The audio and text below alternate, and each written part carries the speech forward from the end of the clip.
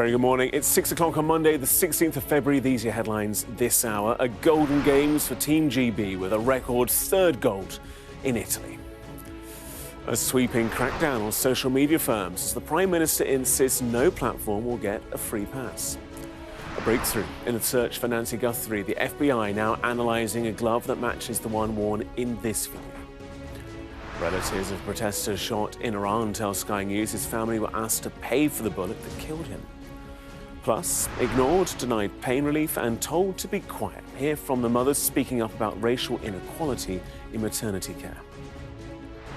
I was told by the midwife to shut up. I was in excruciating pain. And then she put her hand over my mouth to basically say, be quiet. And at 6:40, see what's making the headlines in today's papers with Lucy Masuda, barrister and former London firefighter.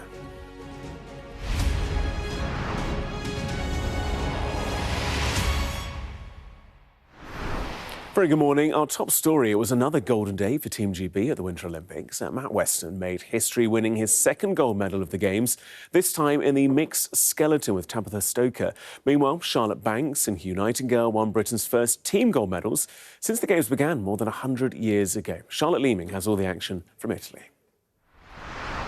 Fast-paced and high stakes, but the biggest adrenaline rush for Team GB was at the finish line. Matt Weston and teammate Tabby Stoker's superb run capped a super Sunday, with the pair claiming mixed skeleton gold.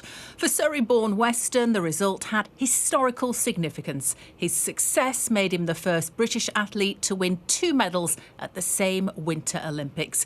But he had to do it the hard way, clawing back a time deficit left by their German rivals to clinch victory by just 0.17 seconds. What's more, it handed Team GB dual gold medals for the first time at a Winter Games after more sporting history was made on snow earlier in the day. In a high-speed race to the bottom of the mountain, Charlotte Banks and Hugh Nightingale were up to the challenge. Nightingale went first and completed a brilliant run. With medal hopes on her shoulders, Banks provided a masterclass in how to move into first position, overtaking France on the final turn to win gold ahead of Italy. In keeping their cool, the duo made history, clinching Britain's first gold on snow. The athletes are willing to go all out. You know, they are racing. This is the most important race of their sporting careers so far. But they're not only willing to just perform at their best, they're willing to kind of go above and beyond, go for the big tricks, go for that moment. It was a remarkable revival after heartbreaking their individual events earlier in the Games. Relief and joy replacing tears of disappointment. It's been probably the most proudest moment of my life watching Hugh get a gold medal then. It was brilliant to see. After that individual event where he kind of made slight mistakes and didn't probably perform to the level that he wanted to put down that run and then to Charlotte come out on top like that was unreal. After a slow start in the Games, they're now flying. Team GB's gold rush is one for the history books. Charlotte Leeming, Sky News. Well, Sky Sports News correspondent Geraint Hughes is in Cortina and sent this. Matt Weston is just setting record after a record. He's the first athlete, British athlete, to win 2 gold medals at a Winter Games. At a Winter Games, that's never been done before. And he did it in some style as well. Basically, the way this competition works, the mixed team skeleton, it's debuting here at the Olympics. It's been on the world stage for 6 years. First time at Olympic Games is that there were 15 runners. A female athlete goes first, male athlete goes second, and you tot up the times. Great Britain entered 2 teams into this. I think the one thing that is disappointing, and I will just touch on the disappointing element of this, is that Marcus Wyatt and Freya Tarbit, who were in GB2, have missed out on a bronze medal by 11 hundredths of a second. That is a tiny amount. I think, imagine we've had, Team GB had a gold and a bronze on there. However, let's get back to that gold, which was incredible because Tabby Stoker did not have the best of starts. It was a slow start, and then at the end of the run, she was 0.3 of a second down on the Germans. That is a huge amount in skeleton. But then up popped Matt Weston, the Olympic champion in the men's event. Within 50 metres, he got himself level, and then he went ahead again. And just to tell you how good he is on this track, he's had 5 runs here at these Olympic Games. Every time he has broken the track record. Absolutely incredible. And there is a tradition. Anyone who breaks the track record here has to buy everyone that maintains the track a crate of beer. He already had to buy him 4. He's now got to buy him 5. So he's going to be out of pocket, Matt Weston. But an incredible achievement from those two. Matt Weston, Tabby Stoker, joyous with gold medals round their neck. I'll take a crate of beer as well if they're on the offering. Let's also take a look at the medal table, shall we? 9 days of competition. As you can see, Norway leading the way with 12 golds, 7 silvers and 7 bronze. Italy in second place, 8 golds. America third with 5. Team GB down in 12th with those 3 golds, rising in the standings, now sitting 1 behind Australia. Now then, the Prime Minister has returned from the Munich Security Conference and will turn his attention to online safety today. He'll announce a sweeping crackdown on social media firms and measures to improve safety for children, but some say it won't go far enough. Let's bring in Amanda Acas, who joins us from Westminster. And Amanda, social media firms have been going for a good 20-plus years, and now the pressure really on both them and also the politicians to bring about greater safety for our kids. Yes, I mean, there's obviously been a huge amount of public discussion about how to make the online world safer for young people. And Sir Keir Starmer is under real pressure over this. Around 60 of his MPs signed an open letter calling for a social media ban for under-16s. It's something the Tories have long been campaigning on. And we've seen such a ban introduced in Australia, which has really ramped up the pressure with other countries around the world saying that that's something that they're looking at. Sir Keir Starmer today is going to be speaking about this. He wants to look like he is being as tough as possible on it, while also respecting the nuances of this debate, particularly after we saw a couple of weeks ago he sort of managed to get a bit of a win in terms of the fight he had with Grok, X's AI chatbot, publishing non-consensual intimate images of young people, and the government really went after Grok and they backed down as a result. So they're trying to show that they are taking this seriously. He's made this announcement today, which is effectively looking ahead to the consultation that the government is going to have on potentially banning social media for young people, and a number of other things as well. It's looking at what more could be done to restrict their use of VPNs, which might allow young people to get around any restrictions that are put in place, as well as their use of AI chatbots as well. Now, he's issued a statement. I'll read you some of what the Prime Minister's had to say, saying, "As a dad of 2 teenagers, I know the challenges and the worries that parents face making sure their kids are safe online. Technology is moving really fast. The law has got to keep up. With my government, Britain will be a leader, not a follower, when it comes to online safety." Now, one of the other aspects that they are looking at introducing is also keeping the online data of any young people who die, because potentially they've taken their own life or for other reasons, because of the families of some of those young people who've lost their lives have been campaigning for this. There was a young boy called Jules who died at the age of 14. His mum believed it was because of an online challenge that went wrong, but the online data showing what he'd been looking at on social media had been deleted by the time the coroner wanted to look at it. So that's a change in the law as well that they're looking at introducing. Now, there was a rebellion in the House of Lords around the issue of a social media ban earlier this year. And effectively, the Tories and many other crossbench peers were saying the government shouldn't be talking about launching a consultation into this. They should just be banning social media for under-16s straight away. Now, in response to that, at the time, the government said they would introduce changes to the law that mean at the end of the consultation, which will last 3 months and it's due to start next month, they'll effectively give themselves the power to act straight away and introduce a ban if that's what they decide at the end of the consultation, meaning that we could see a social media ban by the summer, effectively. So there's a bit more detail about that in today's announcement as well. The Conservatives, however, say they are just fiddling around. They should take action now. Let me read you what Laura Trott, who is the Shadow Education Secretary, had to say from the Conservatives. She says, Labour have repeatedly said they do not have a view on whether under-16s should be prevented from accessing social media. That is not good enough. I'm clear that we should stop under-16s accessing these platforms. The evidence of harm is clear, and parents, teachers and children themselves have made their voices heard. What is interesting and complicated about this is that it's not a unanimous picture. So some major organisations like the NSPCC and also the Molly Rose Foundation, they've argued that a social media ban, they don't believe is a kind of panacea to all of this, and they believe that if you just ban social media media. It'll give a false sense of safety for young people and their parents, and kind of push the problem to other areas of the internet. So it's very much a live debate, but I think what you've got this morning is the government trying to show, despite the fact it's recess, that they are trying to grip this, even though they're not making an immediate announcement about what exactly they're going to do until after this consultation finishes. Amanda Acast joining us live from Westminster. Good to have you with us. Thank you so much. Just a reminder, there's plenty more on that story, and actually our next couple of stories on the Sky News website and the Sky News app. Plenty more to come as well on that story from Iran, and that family saying they were forced to pay for the bullet that killed their son. More on that to come shortly in the programme. Until then, the accused Bondi Beach gunman Navid Akram has made his first public appearance since his arrest over Australia's worst terror attack that left 15 people dead. Akram briefly appeared via video link to confirm that he understood the charges against him while wearing prison greens with a shaved head and long stubble. Akram and his father Sajid are accused of opening fire on members of the Jewish community who were celebrating Hanukkah on the famous beach. Sajid was killed at the time. Akram will appear again in March for another process hearing.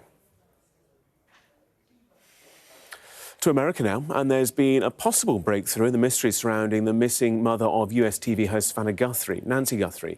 A glove appearing to match those worn by a masked person seen outside her home has been found 3 kilometres away. Let's bring in our correspondent Molly Malone for more on this. And Molly, the search for any information has been huge. They've gathered more than one glove, and this one, though, seems to have a DNA match. Yeah, that's right. It's been 2 weeks now since Nancy Guthrie disappeared in suspicious circumstances. She was last seen at her home in Arizona on the evening of January the 31st, but it now appears that investigators are starting really to piece together bits of evidence to try and give them a sense of what has happened. It was the end of last week that we saw some video footage released by the FBI, obtained from doorbell footage on Nancy Guthrie's door, appearing, as you see there, to show a man wearing a balaclava. Authorities say that he was between 5'9" and 5'10", of average build, and that he was, as you can see there, wearing some gloves. He got pretty close to the camera, and police described the man as a suspect, and now they've recovered a glove around 2 miles away in a field near the side of a road near Nancy Guthrie's house, and that glove appears to match the one that the suspect was wearing in that video, but they have sent it off for more thorough DNA testing. So this will no doubt give investigators some hope in the search for Nancy Guthrie. The reason that this is a case that has gripped America and much of the world really is because Nancy Guthrie is the mother of Savannah Guthrie, who is a famous TV host over in the US. She's been using her platform and her profile to post regular videos and sort of raise awareness. In fact, she's posted one in the last few hours. I think we can hear a clip of what she said in that video. I wanted to come on, and it's been 2 weeks since our mom was taken, and I just wanted to come on and say that we still have hope, and we still believe. And I wanted to say to whoever has her or knows where she is, that it's never too late. And you're not lost or alone. And it is never too late to do the right thing. And we are here. We believe. And we believe in the essential goodness of every human being. And it's never too late. Now, that video, as we heard Savannah saying, was captioned, "Bring her home. It's never too late to do the right thing." She's clearly appealing to whoever she believes might have taken her mother. Authorities have over the weeks expressed concern about Nancy Guthrie's health because she needs daily medicine. It's believed she has a pacemaker and she has blood pressure and heart issues. She needs regular medication, regular help. Clearly, though, in that video, Savannah hopeful that these new leads, these new new bits of evidence might help lead investigators and authorities. It's now been 2 weeks since her mother's been missing. Molly, good to have you with us. Molly Malone there. Relatives of a protester shot by security forces in Iran say his family were asked to pay for the bullet that killed him. Iranian authorities have released the names of nearly 3,000 people who have died in demonstrations against the regime since the end of December. They accuse protesters of being rioters, while loved ones of the dead say Iran's leaders are the murderers. Our correspondent Siobhan Robbins has been speaking to the aunt of one of those killed. This is all Nasrin has left of her nephew, Houman. He was killed while protesting against the Iranian regime in early January.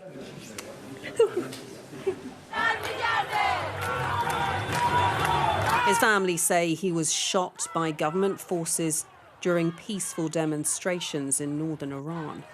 When they went to collect his body, it had been moved to the city of Rasht, stored with others killed in fatal clashes with the authorities.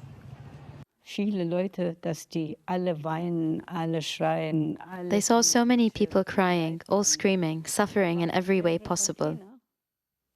There were several containers. They said the body was in the containers. When they opened the doors, there were several corpses stacked on top of each other. They had to look for their son.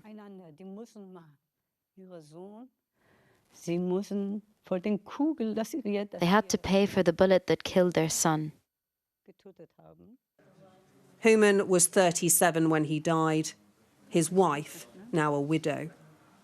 His friends say an hour before he was shot, he said if he didn't return, he died so others could be free. Who do you think's responsible for his death? The Iranian government, the mullahs, they're all murderers. They all have the blood of the Iranian people on their hands. They shoot the young people and then they demand money for the bullet. Are these the people in power or are they murderers? The regime has called the protesters rioters, denied wrongdoing. What's your reaction to how they have responded to these deaths on the streets? How can it be? How can it be? The government must say that so that politicians in the world remain calm. But they're young people, they're academics, they want freedom. Following the crackdown, Donald Trump has sent warships towards Iran and repeatedly threatened to use force to make them reach a deal on their nuclear program, with talks ongoing. How much hope do you have that Donald Trump might help the situation for the people in Iran? I have no hope about Donald Trump. They could already help many other Iranian people. They can do sanctions. The people of Iran can get rid of this government, but we need to help them. They don't need war. Would you support foreign powers going in to help overturn the regime, or does this change need to happen from Iran, inside Iran, just the people? From within. From outside, they just want war. They want to destroy our country. We don't want that. Powerless to push for change inside Iran, Nasrin joins protests in Germany demanding democracy and justice for the dead. Both may fail. Iran's government's released the names of around 3,000 people killed in recent protests, including civilians and security forces. They blame rioters and foreign interference for fueling the violence. Siobhan Robbins, Sky News, Berlin. Let's take a few moments to take you through the front pages of the papers. We'll begin this morning with the Daily Telegraph reporting the Trump administration in talks to accept a man who set fire to the Quran as a refugee from Britain. Moving on to The Guardian, saying that a number of women driven to suicide as a result of domestic abuse is severely underreported in the UK, according to the paper. And meanwhile, The Times leading on potential for the government to bring in a social media ban for under-16s this year, as we heard earlier from Amanda Acas. Let's move on to the Metro, talking talking about the Foreign Secretary's call for sanctions, tougher sanctions to be applied on Russia in response to the killing of Alexei Navalny. It's also on the front page of the Eye as well, revealing that the UK defence funding to counter Russian threats will be cut, according to the paper. And on the front of the Daily Mail, police facing mounting calls for a full investigation into Andrew Mountbatten-Windsor's role as the UK's trade envoy following the release of the Epstein files. We have plenty more on all of that, actually. At 6:40, the news review with Lucy Masuda, a barrister and former London firefighter. Just want to take a few moments to show you these pictures at one of the world's most active volcanoes, Mount Kilauea, erupting again right now in Hawaii. This is the live shot. Look at that. The 42nd time activity's taken place on the volcano since it began erupting again in December 2024. Kilauea's summit eruption began on Sunday with lava reaching over 1,000 feet. Lava remains contained within the craters, although officials warn that sulfur dioxide emissions are surging and typically reaching between 50 and 100,000 tonnes a day. It's expected that this activity will last for maybe just a day or less, but some pretty remarkable pictures from Hawaii and also some remarkable pictures from Japan. Look at this. This is the Kwazu cherry blossom. This cherry blossom in this area of Japan generally starts about a month earlier than in other areas. So this cherry blossom festival running from right now until the 8th of March. 1 million people expected to go and see the 4,000 cherry blossom trees in and around Kwazu. There are 450 lining this 4-kilometre stretch of the river as well. So the natural world in all its beauty on a Monday morning. Now then, also this morning, one for the cinema goers, the latest adaptation of the Emily Bronte classic Wuthering Heights is proving a hit with fans dominating the global box office. The film has brought in over £60 million so far, making it the #1 film debut this year. It stars Margot Robbie and Jacob Elordi, and a pretty steamy remake follows the toxic relationship between the star-crossed lovers Catherine Earnshaw and Heathcliff in the 18th century England. Plenty more on that to come, I'm sure plenty more reaction if you've seen it. It's certainly steamy, I can tell you that much. 6:21, you're watching Sky News, Gareth Barlow with you. Plenty more stories to come here on Mornings, including we hear from multiple women who've told Sky News they've been let down by their maternity care. Liberation Day. By popular demand, wow. Here we are. Donald Trump. It is quite the story. Wherever it goes, on Trump 100, we go with it. Can you tell us who you're looking for? Unbelievable we've come to this. Are you overstating the reach and significance of this deal? Not like you said it. From the UK? Why don't you go back to your country where you have a major migrant problem? It was 10 feet from him, and all of a sudden the shot's running out. People impacted. I'll tell you on another day on the podcast what that was all about. Join us wherever you get your podcast. First Minister, how are you? Good morning. Good morning. Nice to see you. How are you feeling? Looking forward to getting into the parliamentary chamber. Are you any further forward to making a decision? No, it's an important day today. All of the claims were in line with my parliamentary duties, so I'm making that clear to you, Connor. He was a Scot through and through. He was a very good politician. Alex Salmond was controversial, he was a disruptor, but above all, he was respected. Will you resign if you lose this week? Again, I'm not planning to, of course, lose the vote of no confidence. I'm planning to win that vote of no confidence. His face said it all. My intention to stand down as party leader. This is now a storm with deadly consequences. How are they feeling? They're a bit scared at the minute. We've been told to evacuate. How are you feeling? Devastated. Hundreds of homes were wiped out by flooding.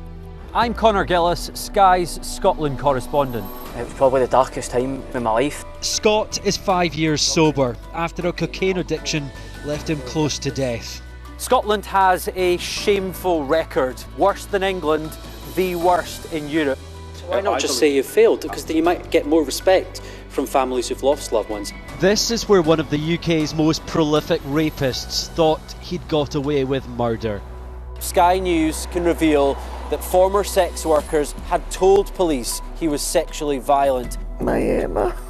Free wherever you get your news.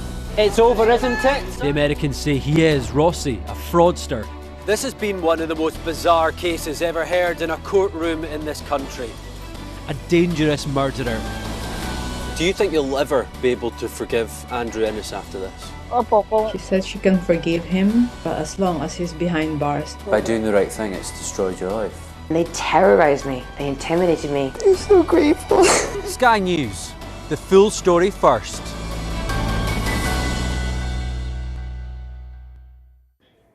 Now then, black women are more than twice as likely as white women to experience a traumatic birth, a fact the government has labelled an outrage, yet still it's happening. Sky News has spoken to 3 black mothers who've told of their harrowing experiences, including inadequate pain relief, lack of compassion and long-term trauma. Siobhan Freeman-Powell has the story. I was told by the midwife to shut up. I was in excruciating pain, down on all fours, clinging to the wall, asking for medication. There was no compassion, there was no, how are you? And then she put her hand over my mouth to basically say, be quiet. I was ignored, I was left for hours. I'm there screaming in pain and I'm having nurses just walk past me and literally ignore me. 3 different women, 3 different hospitals, but a similar experience of pain being dismissed, their voices not being heard, and care that lacked compassion. Experiences against the backdrop of a stark reality. The colour of their skin makes a traumatic outcome more likely. I rang the buzzer to ask for someone to help to pass me the other twin, and the nurse opened the door, looked at me and said, "Are you even trying?" And I was so terrified in that moment because I realised that even if I ask for help and communicate that I'm struggling, no one's going to help and no one's going to care. I'm looked down and I just see all this blood everywhere and I'm just like, oh my gosh, what has happened? After experiencing a 4th-degree tear, Caddy was taken to the ward to recover, where she hoped to receive answers and compassion. She says she got neither. I was pressing that call button and no one came. I was crying my eyes out in that ward and nurses were just going past me. They could even see I was crying. At one point, I tried to close my curtain and the only thing she had to say was, you have to keep your curtain open. There was no, are you okay? Why are you crying? Are you in pain? Nothing like that whatsoever. It was very cold and it was very dismissive environment. I was met with aggression, sadly. So, yeah, it felt really sad for me and disheartening. Tanisha's fear is rooted in experience. 5 children, and each pregnancy carried the very real possibility she may not survive. Constantly thinking, is this the time that I'm going to pass away? Am I going to come back to my children? You know, is my husband going to have to raise the children by themselves? These are the thoughts that I had. And I do, as soon as I find out I'm pregnant, I have these thoughts. Am I going to come home to my children?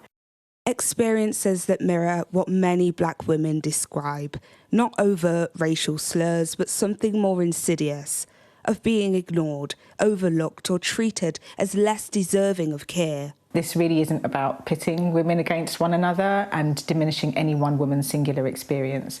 It's not about saying that women from other backgrounds don't also have these experiences. They do, unfortunately. But what we need to recognise is that for women who are black, these outcomes are experienced at a greater rate and disproportionately so. And so we need to ask ourselves why. A question the government says it's also keen to answer and address. It says the fact that black women are more likely to die in childbirth is absolutely unacceptable, and to be in that position in this day and age is an outrage. But for these women, platitudes mean little unless backed up by change in policy that translates into safer outcomes and care that all women can trust. Siobhan Freeman-Powell, Sky News. Just a reminder, there's plenty more on all our stories on the Sky News website and the Sky News app. In the meantime, time for the weather. You're looking happy. Well, the forecast looks good. So you've sorted the travel insurance then? All Clear Travel Insurance sponsors Sky News weather. Sorry to say, you can expect more cloudy and unsettled weather this week, some wintry hazards as well. A chilly start this morning with a risk of ice for eastern Scotland. Overnight blustery showers continuing to feed in from the west. Sleet and snow over northern hills. It's chilly this morning. That leads to a day of showers with the risk of hail and thunder. There will be some sunny spells as well. Temperatures normal in the south, colder further north with longer spells of rain and hail snow. Top temperatures 10 degrees, as low as 5 in the far north of Scotland. All Clear Travel Insurance proudly sponsors Sky News weather. Still to come, some good news for you. An historic Super Sunday for Team GB at the Winter Olympics. We'll have the full story coming up shortly.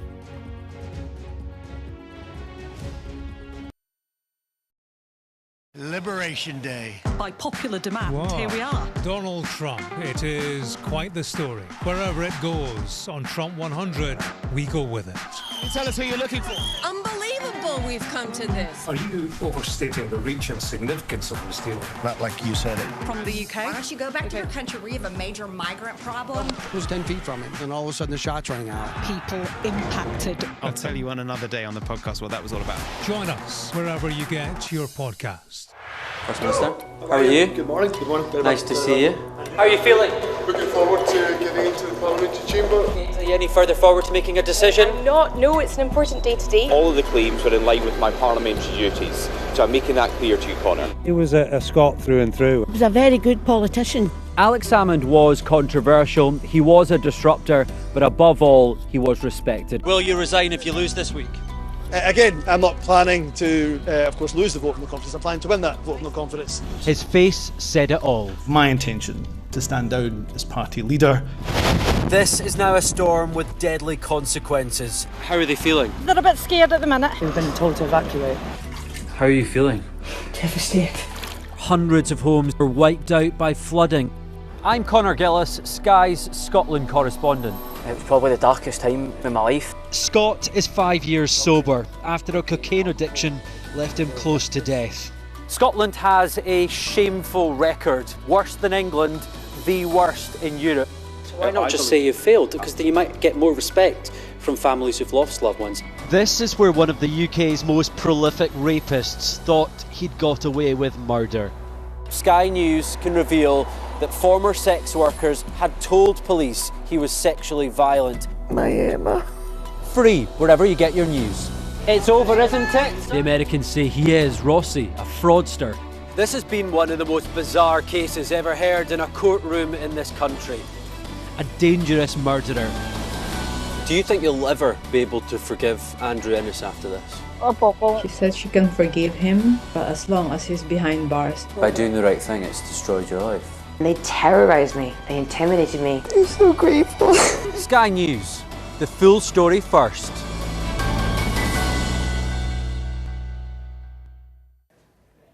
You're watching Mornings on Sky News. These are headlines this hour. Tougher rules being considered to keep children safe online. The Prime Minister says technology is moving faster than the laws have been able to keep up. His government is planning a crackdown on AI chatbots and is still consulting on whether to introduce an age limit for using social media. A glove appearing to match those worn by a masked person seen outside the home of missing mother of US TV host Savannah Guthrie, Nancy, has been found 2 miles away. The glove, which contains DNA samples, was found in a field near the side of the road and has been sent off by the FBI for further testing. Savannah says they still have hope. It's been 2 weeks since our mom was taken, and I just wanted to come on and say that we still have hope, and we still believe. And I wanted to say to whoever has her or knows where she is, that it's never too late. The alleged Bondi shooter Navid Akram has appeared in court for the first time since December the 14th attack, in which 15 innocent people were killed. Akram briefly appeared via video link to confirm he understood the charges against him. He will appear in court again in March for another process hearing. Just a reminder that for plenty more of the day's top stories, you can check out the Cheat Sheet podcast today with Anna and Kamali, who are taking over the reins this week.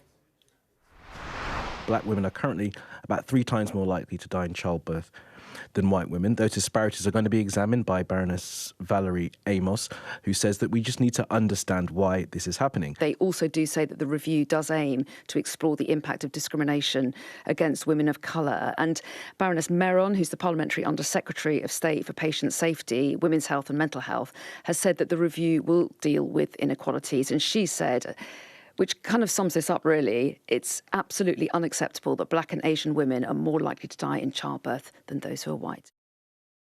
You know the score. Scan the QR code on your screen right now to listen to Cheat Sheet in full, or just download it wherever you typically get your podcasts. Now then, time for the sport.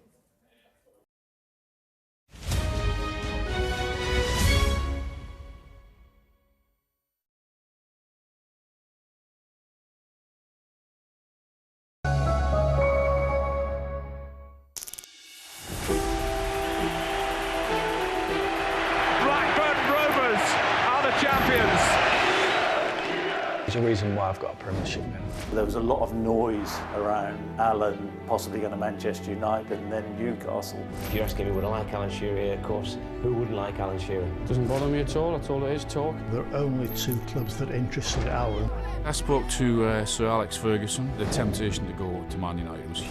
You name your price, you've got to be prepared to stick to it. How much was it? Because that was a world record. It's £15 million, making it virtually impossible for me to leave. I think there was an inevitability that he would move at some stage. Shout for United! How will they, lads? We're breaking records. We're giving people hope again. Be like 725, whose name and number. I just had to come back home. It was my dream to play for Newcastle and score goals at the Gallagher. A lot of people probably looked at us and thought we probably needed a couple of centre-halves. Not Keegan. After all, I'm only a sheet metal worker's son from Newcastle. If I had to make the same decision again, it would be signed for Newcastle all day long.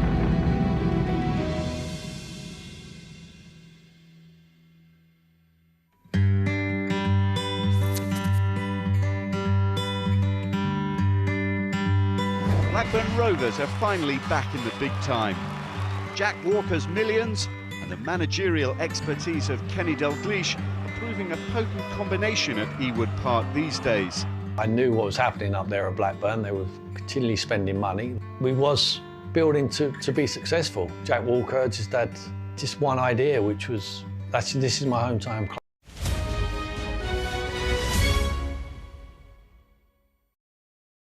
Still to come, we'll discuss the stories making the papers today with our panellist Lucy Massoud, a barrister and former London firefighter. Liberation Day. By popular demand, here we are. Donald Trump. It is quite the story. Wherever it goes, on Trump 100, we go with it. Can you tell us who you're looking for? Unbelievable we've come to this. Are you overstating the reach and significance of this deal? Not like you said it. From the UK. Why don't you go back to your country where you have a major migrant problem? I was 10 feet from him, and all of a sudden the shot's rang out. People impacted. I'll tell you on another day on the podcast what that was all about. Join us wherever you get your podcast. First Minister, how are you? Good morning. Good morning. Nice to see you. How are you feeling? Looking forward to getting into the parliamentary chamber. Are you any further forward to making a decision? No, it's an important day today. All of the claims were in line with my parliamentary duties, so I'm making that clear to you, Connor. He was a Scot through and through. He was a very good politician. Alex Salmond was controversial, he was a disruptor, but above all, he was respected. Will you resign if you lose this week? Again, I'm not planning to, of course, lose the vote of no confidence. I'm planning to win that vote of no confidence. His face said it all. My intention to stand down as party leader. This is now a storm with deadly consequences. How are they feeling? They're a bit scared at the minute. We've been told to evacuate. How are you feeling? Devastated. Hundreds of homes were wiped out by flooding. I'm Connor Gillis, Sky's Scotland correspondent. It was probably the darkest time in my life. Scott is 5 years sober after a cocaine addiction left him close to death. Scotland has a shameful record, worse than England, the worst in Europe. Why not just say you failed? Because then you might get more respect from families who've lost loved ones. This is where one of the UK's most prolific rapists thought he'd got away with murder. Sky News can reveal that former sex workers had told police he was sexually violent. My Emma. Free wherever you get your news.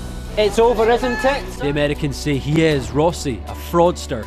This has been one of the most bizarre cases ever heard in a courtroom in this country. A dangerous murderer. Do you think you'll ever be able to forgive Andrew Ennis after this? She said she can forgive him, but as long as he's behind bars. By doing the right thing, it's destroyed your life. They terrorised me. They intimidated me. I'm so grateful. Sky News. The full story first. What's the best thing about being a Sky News journalist? Who's funnier? Being a Sky News journalist. A special edition of The World with me, Yalda Hakim. Pakistan had the right to respond. You're like, what? A historic day here today. Congratulations, this is a huge moment. But what happens now?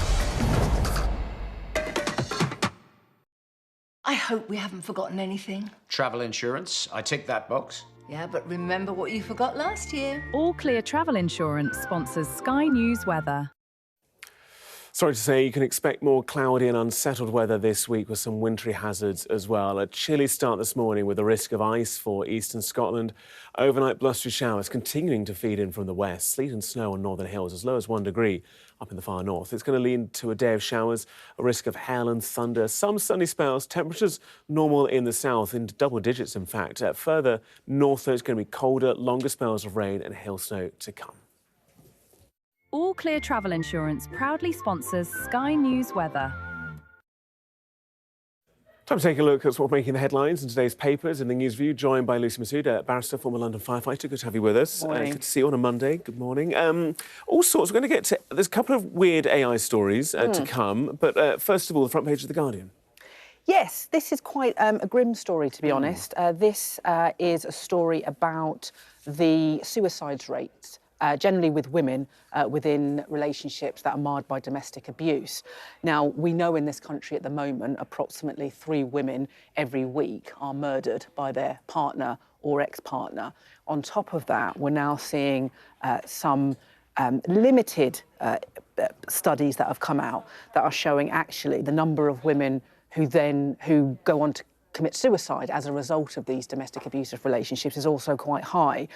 The limited information we do have suggests it's about 10% of women in such relationships will attempt to take their life, whereas actually another piece of research has come out that showed, for instance, in the area of Kent, they put the number of 33% of all suicides in the area of Kent are as a result of people within domestic abusive relationships. Very, very worrying. I think what's just as worrying as well is the police don't really take any action when it's clear that a suicide has been the result of a domestically abusive relationship. At this time, we've only ever had one successful prosecution, yes, of a perpetrator who was found to have abused his partner to the extent where she did end her life. So it's really quite a worrying situation, given how many women every week are murdered at the hands of their partner or ex-partner. And now we see there's also another significant number of women who are also taking their lives. And I use the word women because actually it is women. You know, we can be politically correct about it and say people in domestically abusive relationships, but it is women who are the victims of these relationships. Do any of these kind of cases fall into your work professionally? Certainly, yes. I mean, I do family law. So I see a lot of situations where people are victims of domestic abuse, children are victims of domestic abuse. And although there are systems in place that can help a victim protect themselves, for instance, a non-molestation order, which many people would recognise as a restraining order, the problem is, although a woman or a victim of domestic abuse can go out and apply for and get a non-molestation order, the difficulty is getting the police to enforce it. So I've had many occasions where a victim has a non-molestation order, the perpetrator breaches it, and then the police do nothing about it. And we've seen instances in the news before where there's been a victim who's been murdered by the perpetrator and they've had a non-molestation order in place and the police just haven't enforced it. They haven't prosecuted the perpetrator for when he has breached it, and then he's gone on to kill the victim. This has been described as a national scandal. From your experience, are we seeing any trends with this? Is the situation getting worse? Are we reporting it better? Are we understanding it better? Did the COVID pandemic, when we're all forced in homes together in a kind of very weird environment, kind of change relationships and the way that this kind of situation is being brought to bear? There seems to be a pattern in this country when we have the COVID pandemic or when there's football matches or the World Cup, there's this assertion that, domestic abuse is going to rise. Actually, that's not what causes domestic abuse. Perpetrators cause domestic abuse. And actually, I don't think COVID or sporting events have an impact on victims of domestic abuse. But I do say that there just simply isn't enough being done about it. Often, you will have a victim of domestic abuse, will call the police will investigate, and rather than them prosecuting the perpetrator, what they will say is, oh, apply for a non-molestation order through the civil courts, which, yes, it's good that they're advising the victim to do that, but it also takes the pressure off the police and allows them to do nothing and walk away and say, well, look, we've given you the advice to go through the civil courts to get a non-molestation order. We're going to NFA it and we're not going to do anything, when actually what the police should be doing is prosecuting the perpetrator, which unfortunately they don't do nearly as enough as they should do. It's shocking, and the figures that are kind of, like you say, limited research at this point, but some of the figures, and if they extrapolate up and are found to kind of be watertight, it's shocking. Actually, if you've been affected, do contact the Samaritans, 116 123, or email jo@samaritans.org. Help is at hand if you need it, if you've been affected by that story. On the front page of The Guardian and also on the front page of The Times are two very happy Olympians, sort of Super Sunday, as it was being referred to as. But also on the front page of The Times is a story about under-16s and the social media ban that may happen at some point this year. The PM looking to kind of bring about protection, I guess, for our young people. I think you kind of look at some of the years where social media firms were founded. We're kind of 20 years deep, if not slightly longer, and we're still struggling to try and come to terms with what this technology means for us as a society and our people and our young people, etc. I mean, it looks as though we're going to follow suit to what the Australians have done. And I think of the line that the Australian Prime Minister said to the country, Anthony Albanese, is, you know, go out and play with friends, learn an instrument or read a book. All the things we kind of did as kids, whereas now shackled with scrolling and kind of online bullying and AI and all of this kind of stuff that kind of threatens the innocence of childhood. And I think a lot of people look at this and go, I don't think this is a bad idea. I've not heard anyone against it, actually. When Australia implemented the ban, I believe it was sort of late last year or the middle of last year, the UK, certainly this government, were, I wouldn't say hands-off, but understandably their position was, let's wait and see. Let's have a look how it works out in Australia, and then we'll take a decision. It seems like now they understand that this is a popular policy. And it's certainly something that needs to be addressed. We see social media. I mean, I remember when you had the revolutions in Tunisia, all across the Arab world, and a lot of that, a lot of those campaignings was done over social media, and really social media and Facebook was seen as this amazing tool for society, whereas now it's almost turned into this monster, and we're seeing it now with these children.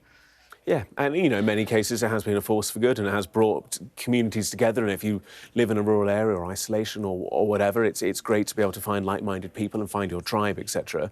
But it also does expose very young minds to an awful lot of the world that perhaps they're not yet ready to tackle. You know, as adults, it's hard enough to sometimes keep up to speed with what's going on and not feel overwhelmed, pressured or troubled. Yeah, and I saw, similar to this story, but on The Guardian, I can't remember, I think it was page 5 of The Guardian, you have Hilary Cass, who was on the Sunday show with Laura Kuenssberg, who was talking about what she says is the impact on young children.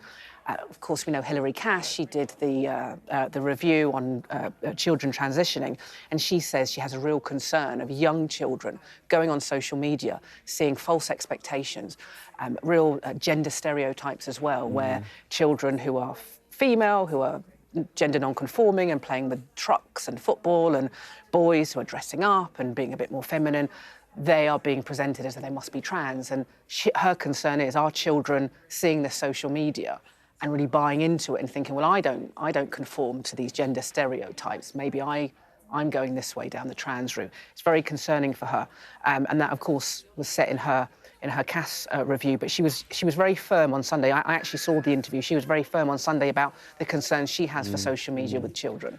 And the challenges if you're a parent. You know, it's like you can't overlook your child's entire life 24/7. You know, as a kid, if I got up to any you know, malpractice, it's because I was reading Swallows and Amazons too late in bed, you know. Whereas now, you've got a phone and access to the entire world. And, I'm not a parent, but the idea of kind of trying to police that and trying not to also have conflict about that, and maybe actually for some households and some parents being able to say, well, actually, the government said this, the regulator said this, the PM said this, it might be a useful tool in the arsenal of parents, be like having that conversation. Talking about parents, actually, a story in day 2 of the Daily Mirror. Yes. That's powerful MP demands action on testing babies for awful muscle wasting disease. That's off the back of that story that came about with regards to Jessie Nelson, I think it was, from Pop Group. You've also got ban on Palestine action? Yes, we've spoke about this a few times, actually. It keeps coming up. Now, I think it was the last time I was here or the time before I was here, I raised that I thought the government were going to be on sticky water, if that's such a thing, with this ban. I didn't think the court would uphold the ban, and I was right, and we saw that over the weekend, or just coming up to the weekend, we saw the High Court overturn that ban. Although Palestine Action are, at this time, still a prescribed group, the government has a certain amount of time to appeal it. This story, the reason I picked this story is Yvette Cooper, who was the Home Secretary at the time, who was the person who put that ban in place, has now come out and said that the ban was justified. For me, what I'm seeing from this government is a constant undermining of the legal system. This is the High Court. They've made a decision. You may not like it, but that's the decision they've made, and they made it after very careful consideration. But again, now we have a government minister coming out and essentially saying that decision was wrong. This is the same government who are looking to scrap jury trials in certain circumstances. So from a legal perspective, from a barrister's view, I'm worried what I'm seeing from this government. I had the same concerns during the Brexit debate, where governments were coming out, the Johnson government was coming out and really undermining judges who were making decisions that were going against Brexit. And I say this as a Brexit voter. But we're seeing it again with this government. And I really ask them to pause for thought when they come out and try and undermine the decisions of the courts, because the courts are there to make these decisions. They don't do so, at a drop of a hat. It's always carefully considered. And certainly this particular issue has been in the courts for a number of months now, and it will be appealed. Let's see what happens at the appeal. But I think for Yvette Cooper to come out and essentially say the decision was wrong is very irresponsible. You remind me of that pretty torrid times, I would say, between kind of the legislature and the judiciary, with the attempted proroguing of Parliament, and that then going all the way to the Supreme Court. Yeah. And so with regards to this, is that potentially where this might end up? So we've gone to the High Court, then Court of Appeal. Could this end up in the Supreme Court? Quite possibly. I think the difficulty the government have is they've made what I think most legal experts will say is clearly the wrong decision on this. Even by the wildest stretch of imagination, to label Palestine Action as a terrorist group is a stretch at best. But they've made the decision, so they will push it as far as they can go. I do think at each stop they won't be successful. We'll see what the appeal is. I believe they're back in court within 7 days. What's going to be interesting is to see what's going to happen to those people who have been charged with terrorism offences. Those 89-year-old, I think there's the 98-year-old or 93-year-old vicar who's been charged with terrorism offences. It'd be interesting to see what happens to them and how they're dealt with. And I understand at the moment the Met Police say, look, we're not going to make any more arrests in relation to kind of the placard holding, which has typically been the issue whilst this is all going through. So it's a very weird kind of stasis as well, kind of on the ground with regards to that. Just moving on to actually a couple of AI stories. One a bit weird, one quite dangerous. Experts are saying this is ChatGPT and Grok making meal plans of just 600 calories a day to, fuel eating disorders amongst young people. This is the NSPCC saying that children are calling its helpline because they're using AI to plan calorie restrictions, and then also an eating disorder charity noting a rise in people contacting its helpline because they're using chatbots to guess their weight as well. And it's again that kind of unfettered access to tech that may be kind of impacting people's lives in a negative way. And so ChatGPT and Grok, without any age checks, are providing meal plans of 1,000 to 600 calories a day, when we know that kind of adults need 2,500 calories a day, and this is as low as 600. And again, you know, if you've built up a bit of a relationship with your AI tool and kind of take what it says as read, and, you know, you trust and kind of adhere to what it suggests without any kind of checks and balances, then, again, another thing potentially for the government, the Online Safety Act, etc., to look at and potentially regulate. Absolutely. And then just finally, AI is helping Australian sheep farmers count sheep. Because there are a lot of arguments, apparently, when the sheep leave the farm and head to the abattoir as to how many sheep you had on board. Normally, jackaroos, farmhands on remote stations count the animals up to 8 times to try and come to the right figure, whereas now AI will do all the counting for you. Although there is a quote from one man, Mr. Morse, who over 6 years reckons he's counted 37 million sheep. How he's still awake, no idea. But I used to work on both an abattoir and as a sheep farmer, and I can tell you I don't think I ever got the same number twice, ever, because the damn things will keep moving around. And counting in twos is always slightly easier. But so this is, you know, it kind of tickled me because, you know, this is in the page 4 of the Financial Times, and just kind of the pervasiveness of AI now and kind of all its kind of mosaic and tendrils are getting in kind of everywhere. Yeah. And I wonder whether we will kind of over-index and then throttle back, or whether this is the direction of travel. It definitely seems to be the direction of travel. Here's an example of AI actually doing something positive or being helpful compared to the other stories that we've covered.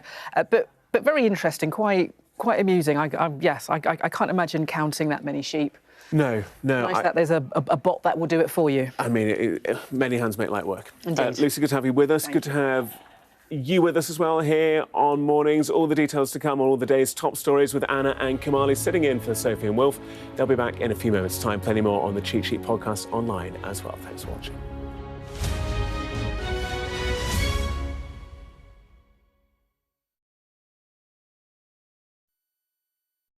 The best thing about being a Sky News journalist? I'm going to take you behind the scenes here for Election Night Live. They have gone up and up. Being a Sky News journalist. Ed Conway, Sky News, is anyone going to talk to us? Mortgage rates did go up very sharply during your time in office. Here it is. First off, just the scale of what we're looking at. Our data shows it's been happening. Question is, why it hasn't been stopped. What's the best thing about being a Sky News presenter?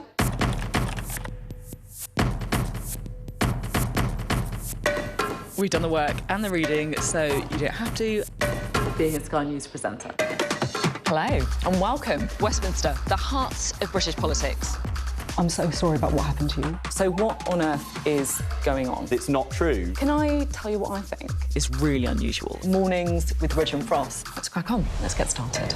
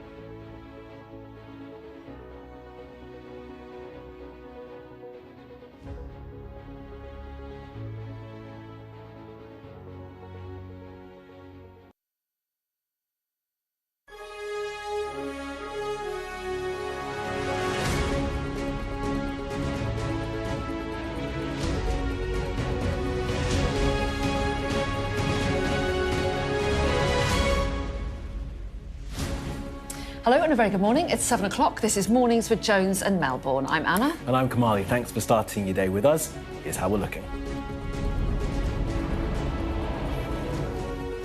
Team GB strike gold again, winning a record third medal in Italy, marking their greatest ever day at the Winter Olympics. A sweeping crackdown on social media firms as the Prime Minister insists no platform will get a free pass. Ignored, denied pain relief and told to shut up. We hear from the mothers speaking up about racial inequality in maternity care. Also today, we'll speak to the family of Chadwick Boseman about the UK premiere of his powerful play about love, grief and justice. Yes, Deep Azure is at Shakespeare's Globe and we'll be talking about the play, hip-hop in theatre and the legacy of a Hollywood icon.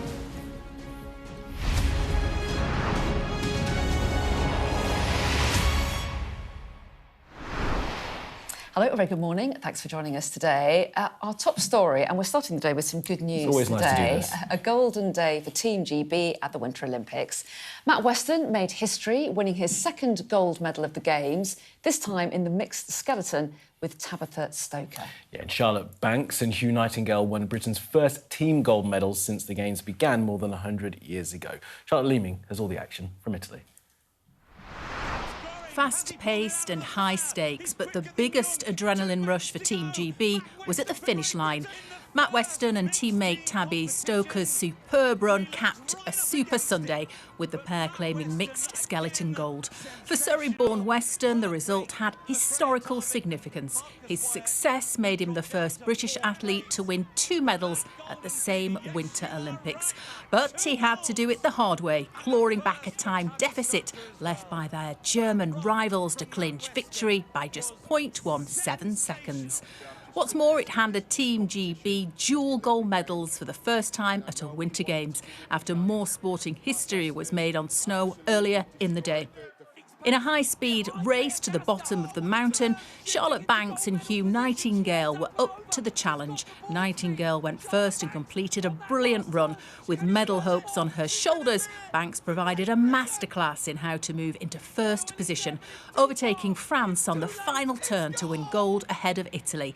In keeping their cool, the duo made history, clinching Britain's first gold on snow. The athletes are willing to go all out. You know, they are racing. This is the most important race of their sporting careers so far.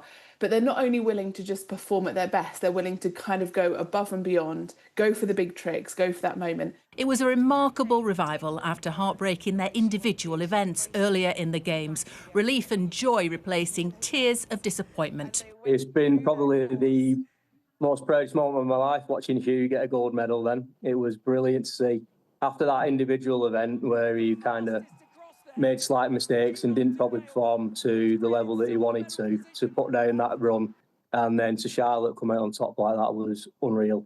After a slow start in the Games, they're now flying. Team GB's gold rush is one for the history books. Charlotte Leeming, Sky News. Well, Sky Sports News correspondent Geraint Hughes was in Cortina and sent us this. Matt Weston is just setting record after a record.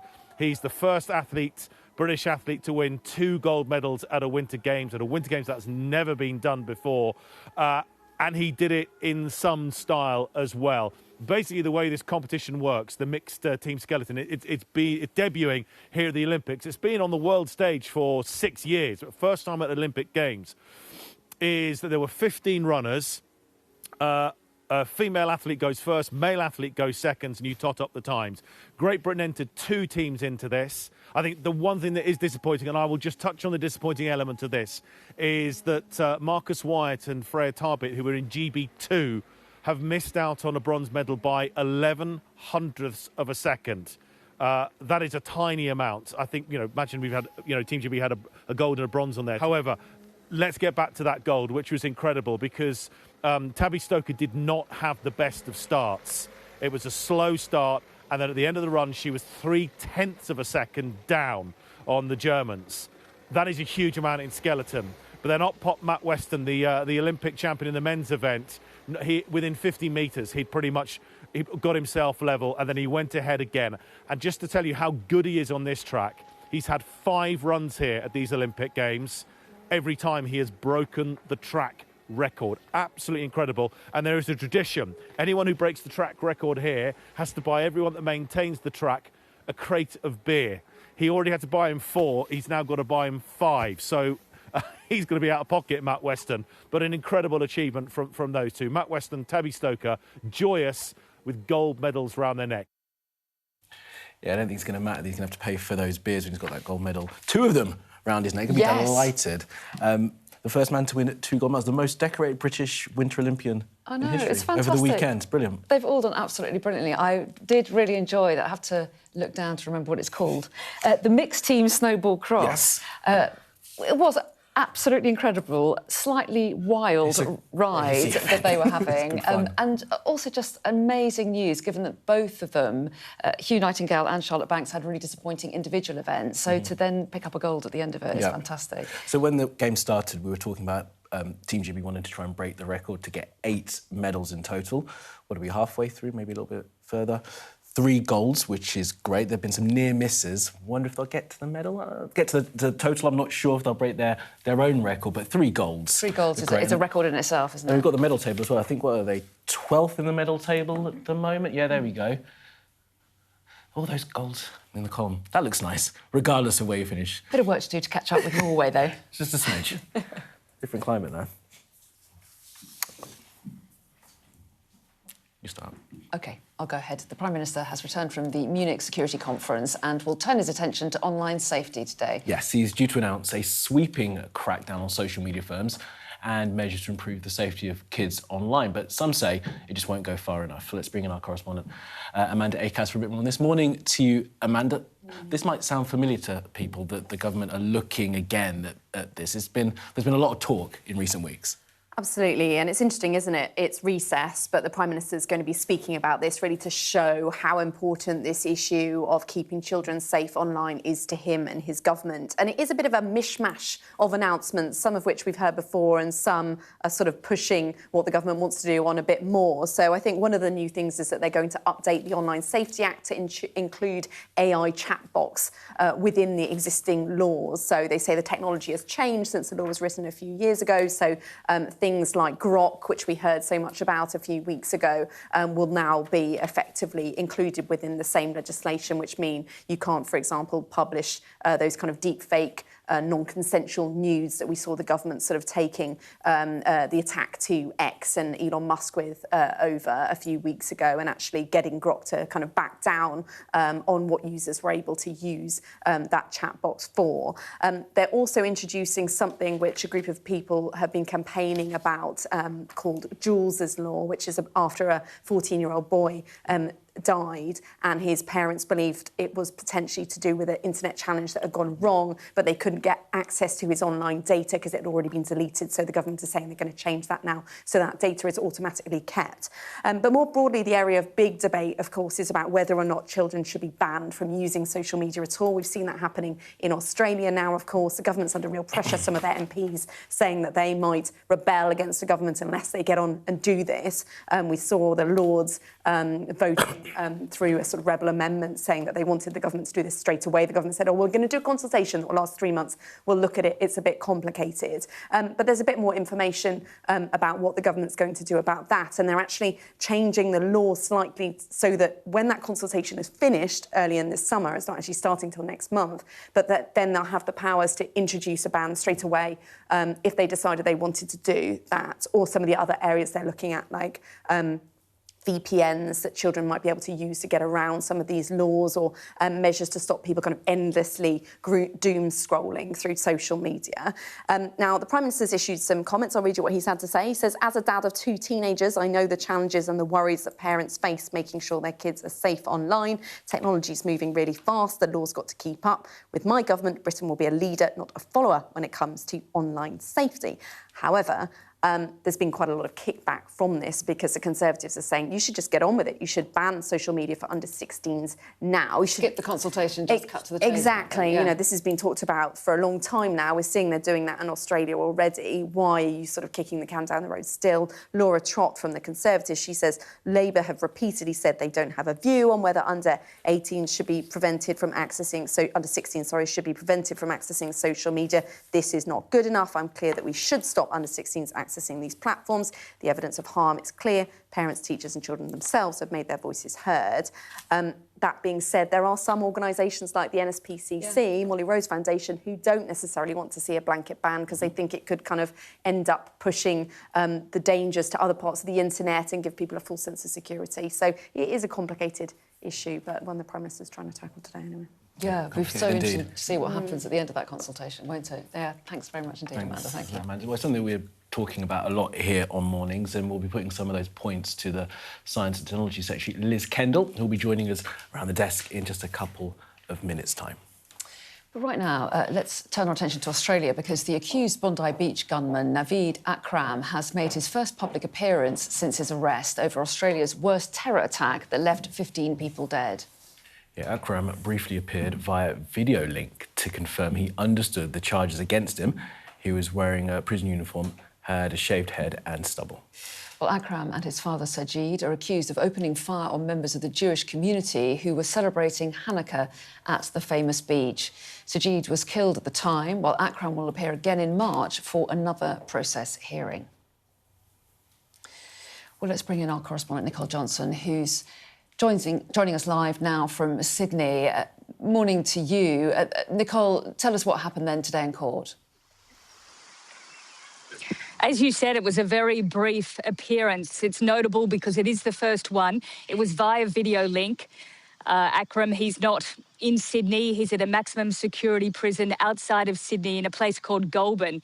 And it was all a bit strange, really, because his lawyer had said that he didn't need to appear. He didn't need to pop up on the video link. But that message didn't get through to the prison authorities in Goulburn. And so he ended up sort of appearing in court. So very unusual situation, but he did turn up.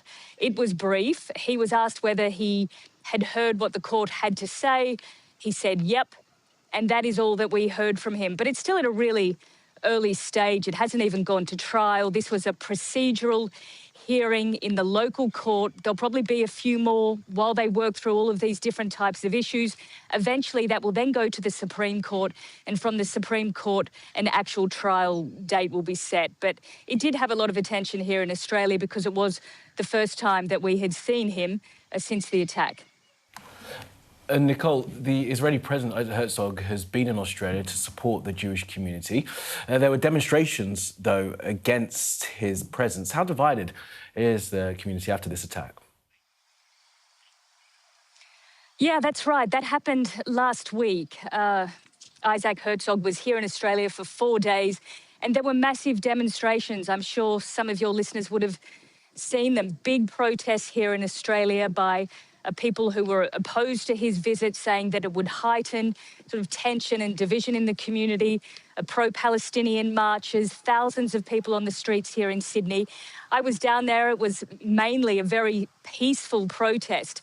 But later in the evening, it did turn violent with confrontations and clashes between some of the demonstrators and police.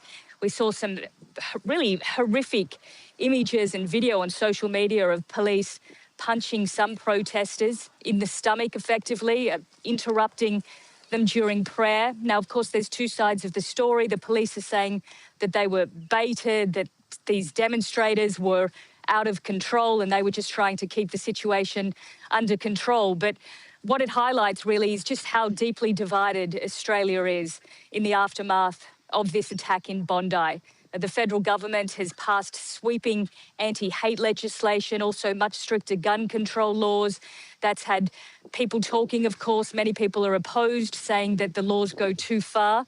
Here in New South Wales and in other states as well, there's been laws about protests and the right to protest. In Queensland, they are planning or proposing to criminalise certain statements like globalise the intifada, saying that that is effectively anti-Semitic.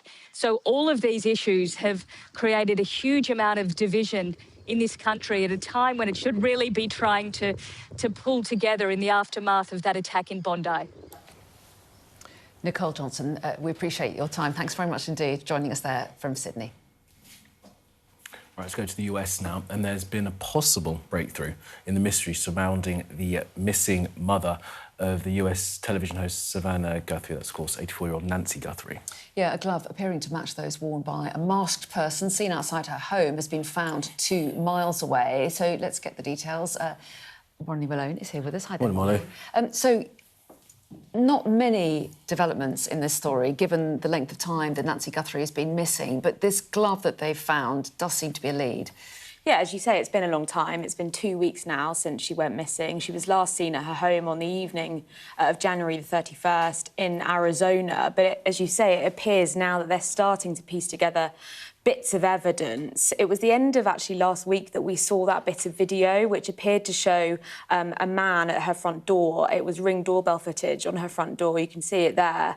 Police called that man a suspect. He was wearing a balaclava, but as you can see there, he was wearing some gloves. He got pretty close up to the camera. They now say that they've recovered a glove about 2 miles away from her house in a field near the side of the road. And it appears, they say, to match the one that the suspect was wearing in that video. So they've sent it off for further DNA testing to have a look at it. It's worth saying that the FBI have found a number of gloves. They found 16 in total, but the majority were believed to have just been left by people that had been taking part in the search. So this, joining up potentially those 2 bits of evidence will no doubt give investigators some hope in the search for Nancy Guthrie. The reason, as we know, that the case has really gripped America and much of the world, we're talking about it, is because Nancy Guthrie is the mother of Savannah Guthrie, who's a famous TV host over in the US. She's been using her platform and her sort of public profile to try and raise awareness. She's been posting really quite regular videos, appearing not to lose hope in the search for her mother. I think we can hear one that she posted a few hours ago. It's been 2 weeks since our mom was taken, and I just wanted to come on and say that we still have hope, and we still believe. And I wanted to say to whoever has her or knows where she is that it's never too late. You just can't imagine what that family are going through. Unimaginable. 2 weeks, such a long time to have no idea what's happened to her. She captioned that video, "Bring her home, it's never too late to do the right thing," appearing to appeal to whoever she believes might have taken her mother. Authorities over the weeks as well have also said that they're particularly worried about her because she actually needs daily medicine. It's believed that she has a pacemaker and she has blood pressure and heart issues. Clearly, Savannah, though, hopeful that, these new bits of evidence might not be too late to bring her home. Yeah. Molly, thanks very much indeed. Thank you.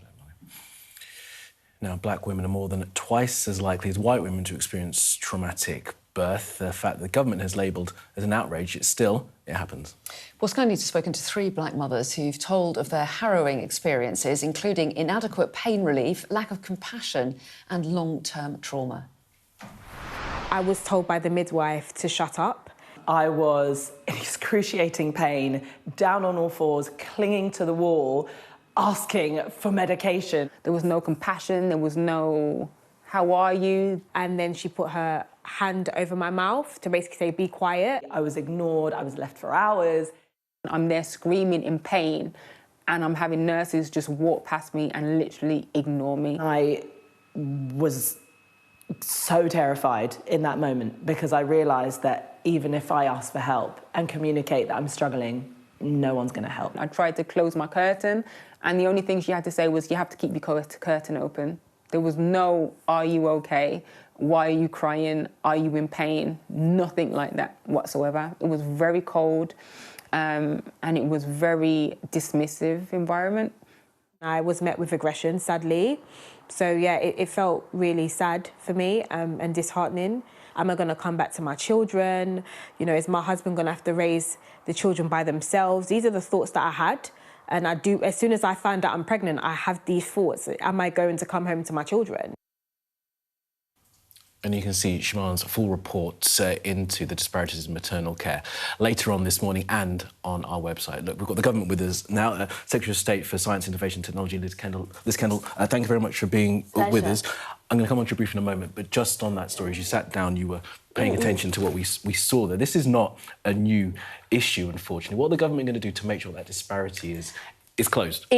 It isn't a new issue. Before I became an MP, I ran a charity called the Maternity Alliance, which campaigned for better rights and services for pregnant women and new parents. And all of these issues have been going on for decades. We need strong action and swift action, which is what I know the government is doing. We need to make sure the training is right in this area, that the views of women like this are heard loud and clear, and that we tackle some of these deep-rooted prejudices that are there to make sure all women get the best possible care. You said the word prejudice. Is it racism? Is that the reason that this is happening? I think that there are, the incorrect views here about what's happening.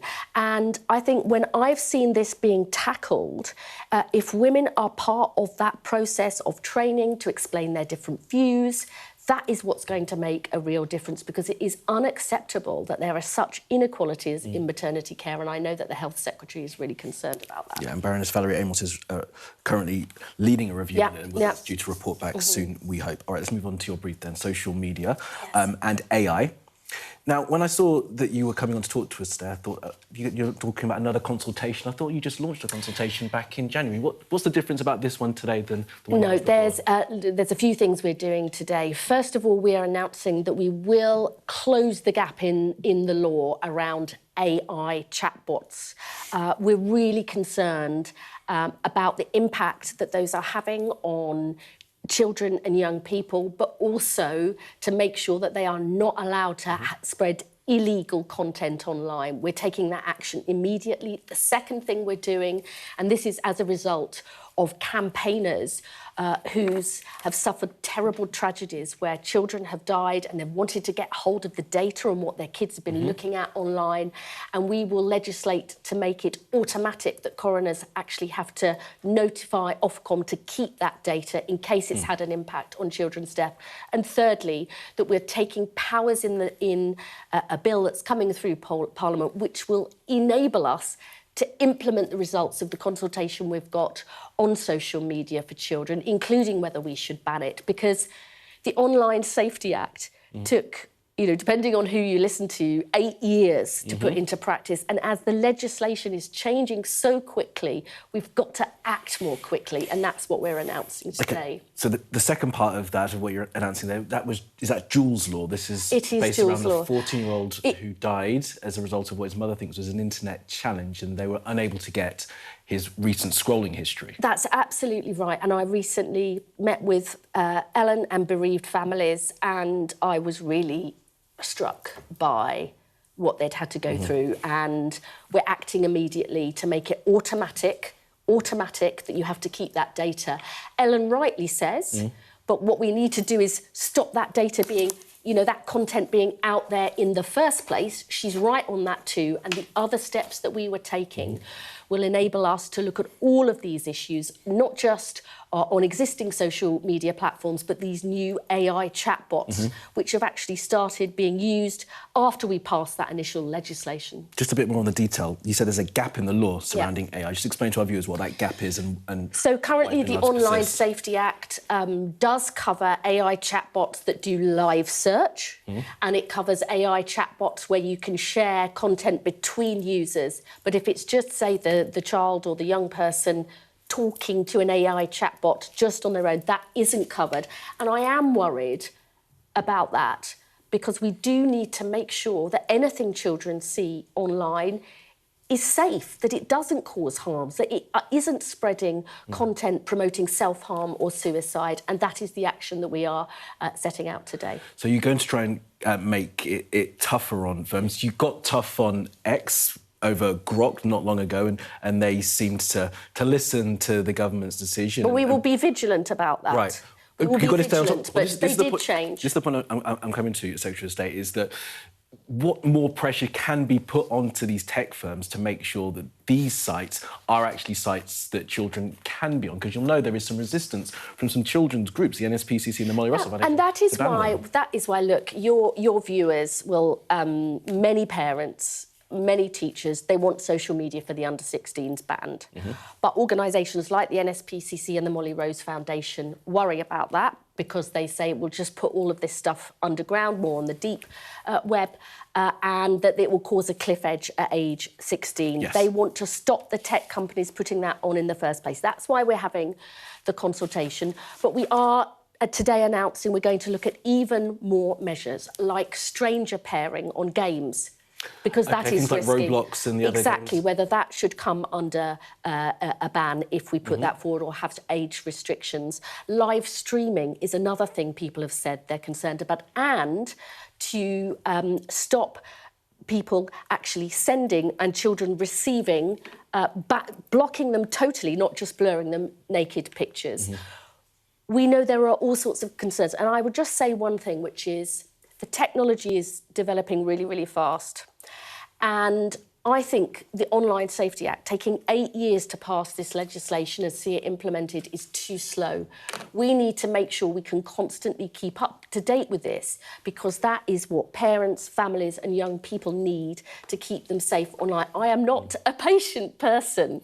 I want to act swiftly, but we need to do that in the right way, and that's what the Prime Minister will be announcing today. I want to speak to you about the Prime Minister in just a moment, but there have been attempts to try and bring in fines on some of these sites before. 4chan was fined $520,000 for failing to comply with the Online Safety Act, and it's just not going to pay. These are US-based sites. How are you going to pressurise these companies into actually complying with our laws? Let me just say, it is their responsibility. It may well be, but they're not doing it. And the Ofcom has powers not only to fine these companies up to 10% of their relevant worldwide revenue, but also, if they repeatedly refuse to obey the law of the land, they can block them. That is what we said when Grok was spreading awful sexualised pictures of women and children. They changed. We'll be vigilant on it. It is important that the responsibility lies with those companies, and it is also important that Ofcom acts swiftly, and we are clear that for those companies that repeatedly refuse to obey the law, Ofcom has the full force of this government support to implement those measures. So in a word, if they don't comply, you will ban these firms? It is for Ofcom, as the legislation is set up, they have the power to fine them, and if they repeatedly refuse to follow British law, to block them from being available in the UK. A couple more points. We don't have loads of time. I want to talk to you about you being here today, which we're very happy about, but it is recess. The Prime Minister being out today as well. Is this another attempt to the reset? You guys are going really hard at this. We've been talking about it quite a long time, but the Prime Minister has been on a bit of a journey. His first position on this at the end of last year was, I don't think we should be doing blocks on social media sites. Now he seems to at least be getting in behind, or at least countenancing it. Are we going to start seeing the real key here? Is this the sort of thing he's going to be really digging into? I think he's been really concerned about children's safety online for a long, long while. But he also wants to see children and young people prepared for the future, because half of our lives now is online, and we've got to get this. For some of the young we've people. We've got to get this balance right. You know, if I think about children and young people in my own constituency in Leicester, they're worried about the harms, but they also see some good benefits. So I think we have been focused on this issue for a long time. But are we determined to go further and faster? Yes, we are. And why? Because that's what the public wants. You know, change does take time, but we are trying to make that happen as quickly as possible. And I think that the Prime Minister's leadership on that, the reason he's out and about today, is because we've been pushing. We want to find a way to make more progress. And he was appalled with what Grok did. Absolutely appalled. And so we want to make sure That can't happen again, Okay. that all of these new services are covered by the Act. And I think as a whole, as government and Parliament, we need to see that just as, you know, every year we have a finance bill with the budget, we're going to have to update legislation very, very quickly because the technology is moving quickly too. A couple more topics. It will be as quick as I can. I'm sorry to keep you for so long. Labour Together. There is reporting over the weekend that this closely aligned think tank actually paid a firm to gather evidence on journalists. That reporting last week in The Observer and also last Sunday in the Sunday Times. Are you, as a government, comfortable with being so closely aligned to a company like Labour Together, with these allegations hanging over? Let me just say this, that the freedom of the press is incredibly important for me personally, but the government as a whole. And I have nothing but the utmost respect for those journalists. You know, they rightly make our lives difficult at times, but that is their job to hold us to account. But this group would seem to be gathering intel on them. But you will know already that the regulatory body that covers public affairs agencies is looking at that, is investigating it. And I know that the Cabinet Office will also be investigating the facts around this, because I believe that the freedom of the press and the freedom of the press to hold government to account, no matter how difficult it is a really important part of why I'm proud to be a member of a British government. Secretary of State, I'm told that I've run out of time with you, but it's been good to talk to you this morning. Thank you very much, Secretary of State Liz Kendall. Thank you very much, and good morning to you. And we're going to hear so much more about the whole debate around social media in the weeks ahead. And actually, in the programme ahead, we're going to get plenty more reaction to those consultations being announced. And also more on the story we told you about black women being nearly 3 times more likely to die during or shortly after pregnancy than white women. We're going to speak to a campaigner shortly who's calling for better care for black women.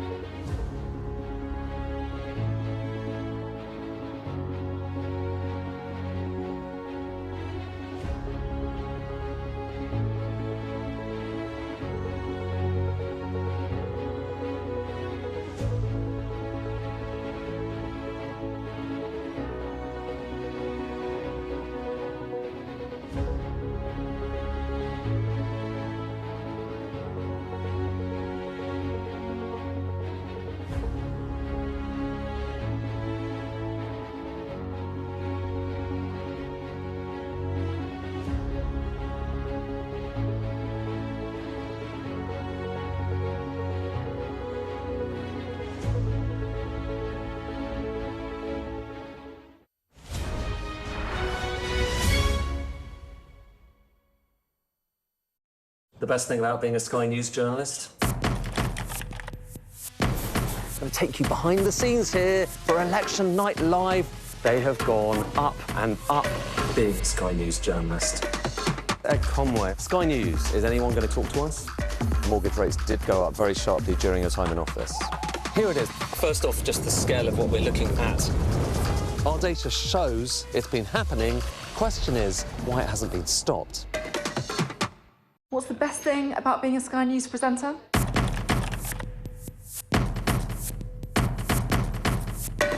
We've done the work and the reading, so you don't have to.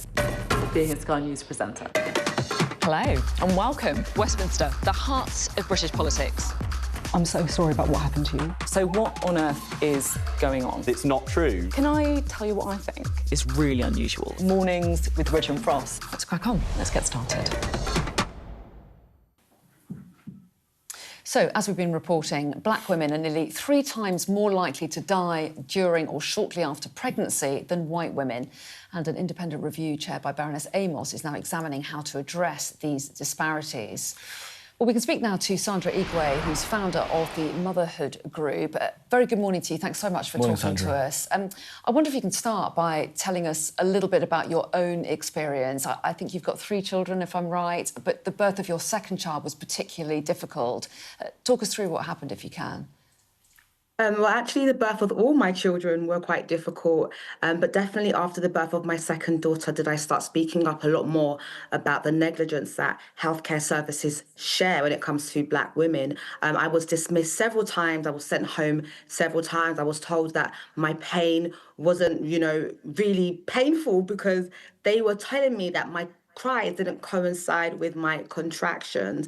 And they also told me that I was over-exaggerating, and no one in the hospital wanted to actually see me. There was a lack of compassion, and in such a vulnerable time of my life that I had to say, you're treating me this way because of the colour of my skin. And that's when they started to take, sadly, my pain a lot more seriously. Wow, so you had to actually tell them about themselves for them to take you seriously. I mean, we just had the government on here, Sandra, who said, sadly, this is something that's not new. She said that before she got into politics, she was working in charities decades. We've known about this sort of thing. What's your sense when you speak to people? You advocate for more information around this. What's your sense when you speak to those who are making decisions as to how much they understand why this is happening? I mean, the data has been consistent for years. I gave birth to my first daughter 10 years ago, and not much has dramatically changed. Families have been raising alarms for years, and when you see patterns repeat across the country, they're systemic and they're not really isolated. And so when you're hearing these experiences, you have to understand that yes, the NHS is, overworked, understaffed, under-resourced, but there has to be, a commonality when it comes to why black women are treated differently compared to our white counterparts. And you have to also see that compassion is inconsistent. When some staff are treating some women differently, you have to understand that actually it's their colour and their race, their background, that is the main factor as to why their concerns are being dismissed. And we can see that women's voices are sadly downgraded instead of trusted in services. We have to see more lived experience at the forefront of reports and investigations and roundtables. We can't just look at policy level and not including, the experiences that black women face every single day engaging with healthcare services. And Sandra, again, in my conversation with Liz Kendall, she didn't actually want to use the word racism. Is that kind of part of the problem, do we think, that there isn't a desire to actually accept what really might be the cause of all of this? Absolutely. I mean, without using the word or acknowledging racism, we're not really taking this entire investigation or the issues around black maternal health serious. If we're seeing that black women are 3 times more likely to die in pregnancy, our babies are more likely to have neonatal deaths and miscarriages and emergency C-sections and gestational diabetes, then of course we have to understand that race has everything to do with these poorer outcomes. If some mothers, black mothers, are, on the receiving end of delayed responses, are not believed, are feeling invisible, and many mothers are saying that the trauma comes directly from how they're treated in healthcare services, and that directly impacts clinical outcomes, then yes, race and racism has everything to do with poor outcomes that black mothers and families face in maternal care. So you cannot have this conversation without understanding or including the role of race, racism, microaggressions, misconceptions, preconceptions, stereotypes, harmful beliefs around the pain threshold of black women and why we're not believed or our concerns are not taken seriously or there's not proactive care in our experiences as well. And there is an independent review, as we were saying, being carried out by Baroness Amos, looking at maternity care, and they are going to look at inequalities as well. How much faith do you have in that? Do you hold out hope that that will change things? I mean, families have seen many reports. I've been involved in many reports, roundtables and investigations. And hope really comes when recommendations are finally turning into visible practice and when we can see change on the ground. And really, women will be the judge of whether this investigation is treated seriously or differently if we can see the disparities lower dramatically after the investigation, during the investigation. So I am hopeful, absolutely, but we need more professionals who are willing to listen and, you know, again, as I mentioned earlier, can see the correlation between race, racism and poor outcomes without saying actually race has nothing to do with it.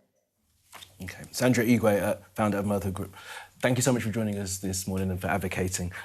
We appreciate you being with us. Thank you, Sandra. Thank you. Yeah, I mean, the statistics are so shocking, aren't they? I mean, we've repeated them a couple of times, but they're worth repeating again. You know, Black women are around 3 times more likely to die during or shortly after pregnancy. There was also another report that found that almost a quarter didn't receive the pain relief that they requested. So, you know, we will wait for the outcome of Baroness Amos's review to see what conclusions that reaches. Yeah, and as Sandra mentioned there, it's because of this racist misconception that Black women are able to take more pain during childbirth, and that's the basis of where that comes from. And Sandra, I think, really eloquently put that to the forefront when she was talking about her experience and the experience that many Black women have suffered for decades in this country. It was good to hear from Liz Kendall that she says that the government are trying to deal with this, but it's been a long time coming, so we will see. And just one as well for you guys at home. If you scan that QR code right now, you can see Shaman Freeman-Powell's full report on this, and we'll play it out later as well. Yeah, and we're going to hear from Shaman herself about yes, the conversations that she's been having too. So lots more on this to come.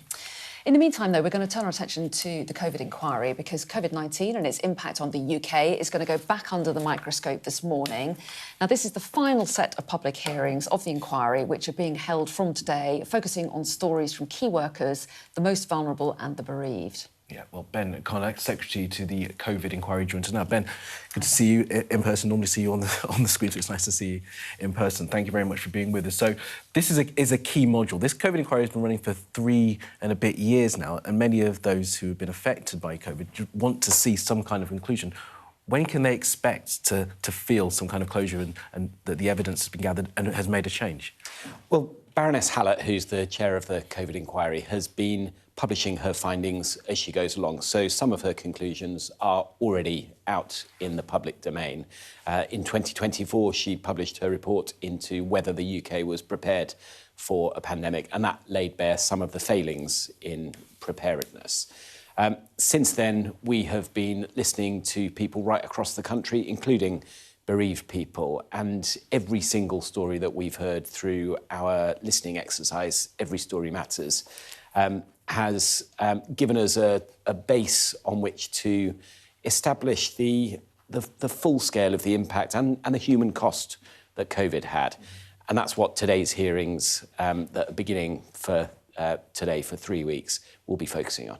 Yeah, and it's a really big moment, isn't it, for families of those who've lost loved ones or who've had a horrible experience themselves, because as Kamali was hinting there, it's been a long time, 250 days. I was reading 600,000 documents have been published as part of this.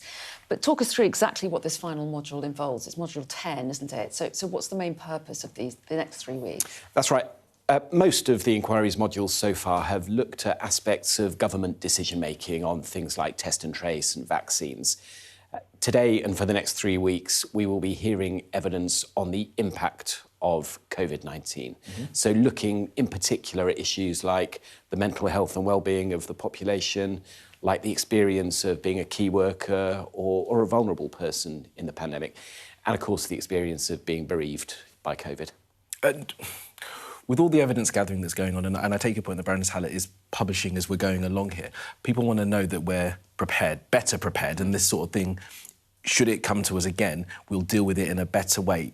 When are we going to get to that point where, you know, legislation is tabled, where, you know, new rules are put in place to make sure that those decisions that were made previously that we now can accept were wrong don't get made again? Well, look, it's a matter for all four governments of the United Kingdom what they do with Baroness Hallett's recommendations, but we're already seeing some positive changes. You remember last year, one Sunday at 3 o'clock, every single one of us got a message to our mobile phones as part of an emergency preparedness exercise. That should mean that the next time there's a pandemic, the infrastructure is in place to mean that we're better prepared. That was a recommendation that came specifically from Baroness Hallett in her first report. So we're seeing progress already, but it's really going to be down to all four governments to make sure that they're implementing her recommendations that she's been publishing. Well, yeah, give us a sense of how important you think that is, because clearly you're not a member of the government, you're a civil servant, effectively, aren't you? So it's not up to you whether they are implemented or not. But having been part of this experience for so long and heard the testimony, very moving testimony from a lot of people, how important is it, do you think, that we really learn from this whole process?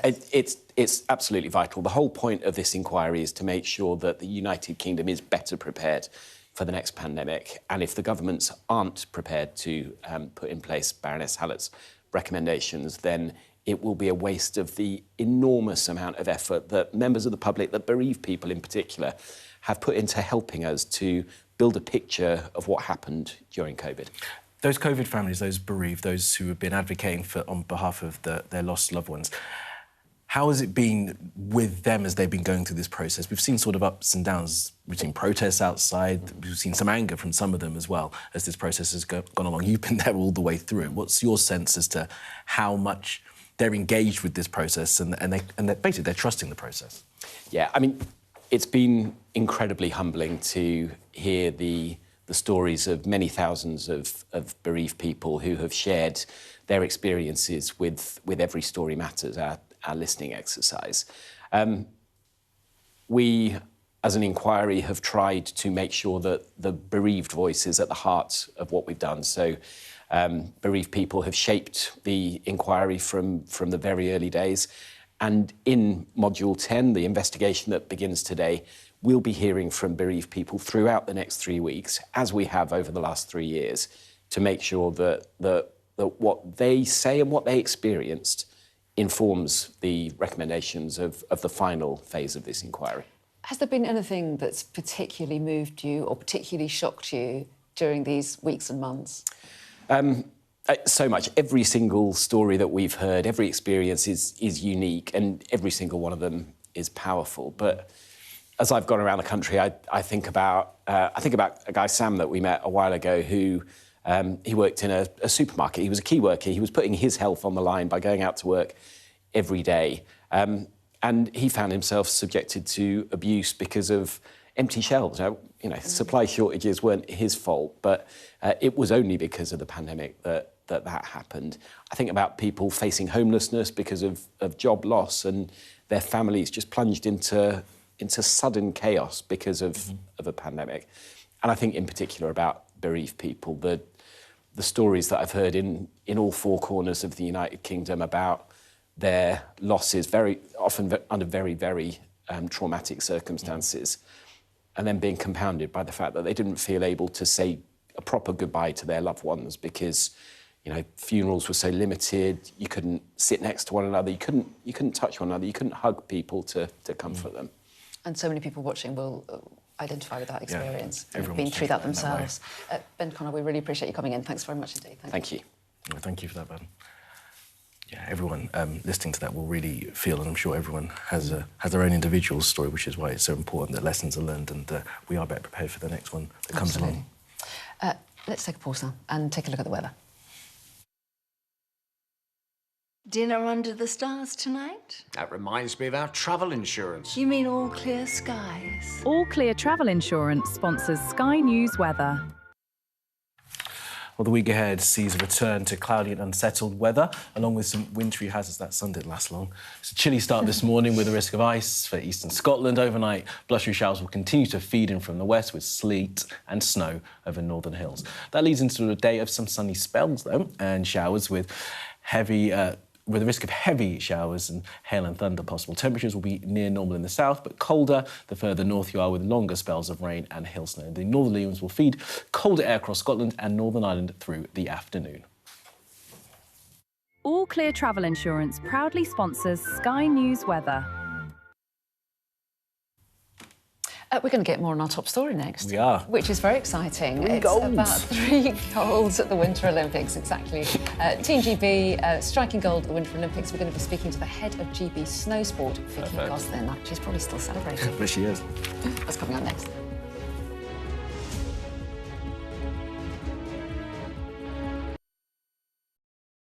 Liberation Day. By popular demand, here we are. Donald Trump. It is quite the story. Wherever it goes, on Trump 100, we go with it. Can you tell us who you're looking for? Unbelievable we've come to this. Are you overstating the reach and significance of this deal? Not like you said it. From the UK. Why don't you go back to your country where you have a major migrant problem? It was 10 feet from him, and all of a sudden the shot's running out. People impacted. I'll tell you on another day on the podcast what that was all about. Join us wherever you get your podcast. First Minister, how are you? Good morning. Good morning. Nice to see you. How are you feeling? Looking forward to getting into the parliamentary chamber. Are you any further forward to making a decision? No, it's an important day today. All of the claims were in line with my parliamentary duties, so I'm making that clear to you, Connor. He was a Scot through and through. He was a very good politician. Alex Salmond was controversial, he was a disruptor, but above all, he was respected. Will you resign if you lose this week? Again, I'm not planning to, of course, lose the vote of no confidence. I'm planning to win that vote of no confidence. His face said it all. My intention to stand down as party leader. This is now a storm with deadly consequences. How are they feeling? They're a bit scared at the minute. We've been told to evacuate. How are you feeling? Devastated. Hundreds of homes were wiped out by flooding. I'm Connor Gillis, Sky's Scotland correspondent. It was probably the darkest time in my life. Scott is 5 years sober after a cocaine addiction left him close to death. Scotland has a shameful record. Worse than England, the worst in Europe. Why not just say you failed? Because then you might get more respect from families who've lost loved ones. This is where one of the UK's most prolific rapists thought he'd got away with murder. Sky News can reveal that former sex workers had told police he was sexually violent. My Emma. Free wherever you get your news. It's over, isn't it? The Americans say he is Rossi, a fraudster. This has been one of the most bizarre cases ever heard in a courtroom in this country. A dangerous murderer. Do you think you'll ever be able to forgive Andrew Ennis after this? She said she can forgive him, but as long as he's behind bars. By doing the right thing, it's destroyed your life. They terrorised me. They intimidated me. I'm so grateful. Sky News, the full story first. What's the best thing about being a Sky News journalist? Who's funnier? Being a Sky News journalist. A special edition of The World with me, Yalda Hakim. Pakistan had the right to respond. You're like, what? A historic day here today. Congratulations, this is a huge moment. But what happens now?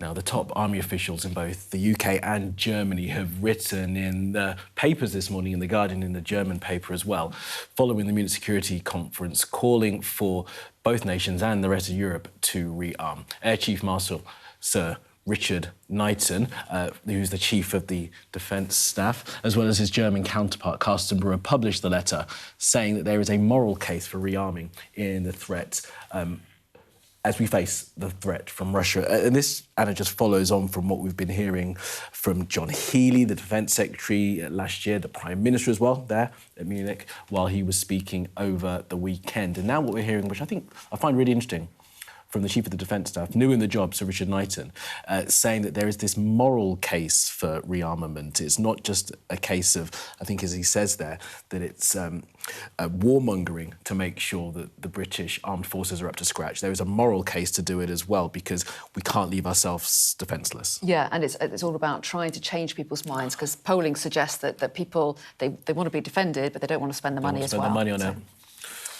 Now then, Let's go back to the Olympics, and Team GB is proving it's as good as gold at the Winter Olympics. Matt Weston and Tabitha Stoker took top spot in the mixed team skeleton, and the same day, Charlotte Banks and Hugh Nightingale secured gold in the mixed team's snowballed cross. So let's talk about those victories now.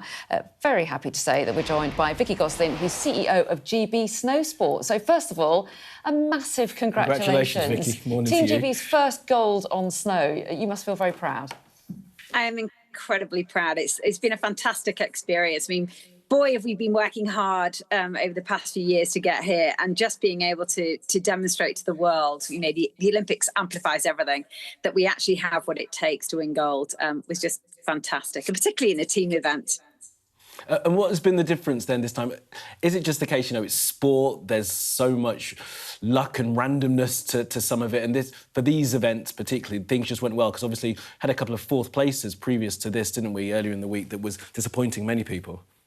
Yeah, no, I don't think it's about luck or anything, to be honest. When you look at our results to date, I mean, we've produced 10 world champions, we've won 18 Crystal Globes, we've won the X Games sort of with different disciplines, with different athletes, and across the spread of the athletes that we have within Britain, within snow sports, you know, I can speak on behalf of. We've got the talent, and we've been able to demonstrate it at World Championship events. We've been able to demonstrate it week, you know, every single week in podiums and World Cups. But now we're actually showing, you know, the world that we can do it at the Olympics. It's just that the Olympics amplifies everything. So it's not about luck. It's about, you know, sheer hard work, determination, incredible talent, and focus on the deliverables. And I'm just delighted that they were able to do it on the world-class stage. And with regards to the fourths that you mentioned, you know, if you look at the results for those two individuals, for Kirsty and Mia, that was just incredible for a nation that, you know, doesn't have mountain ranges and limited snow, and are competing against the best in the world. And those two individuals, we've also been Aberdeen and Manchester, you know, they really delivered. So we shouldn't be disappointed with the fourth. I think, again, it just shows the competition is just getting bigger, and but we're able to compete against the best. And yesterday was a great example of, you know, how we could actually compete against the best and we could win. We're running out of time, but we were just looking at pictures of Charlotte Banks and Hugh Nightingale after their extraordinary victory, and all the sweeter, I guess, because they suffered a bit of disappointment in their individual disciplines. Yeah, and I think that's it. Them, you know, coming together, it's been, as I say, you know, that unification of those two individuals. And we've only got here at the end of the day because we've had, you know, all the lottery. We have 32 million people, 32 million a week thanks to the National Lottery, and we've been able to use that funding and really drive forward. Okay. We're out of time. I'm so sorry to cut you short. Congratulations. Congratulations. Tell everyone well done. Yeah, get back to the partying. Thank you. Vicky Gosling, thanks very much indeed.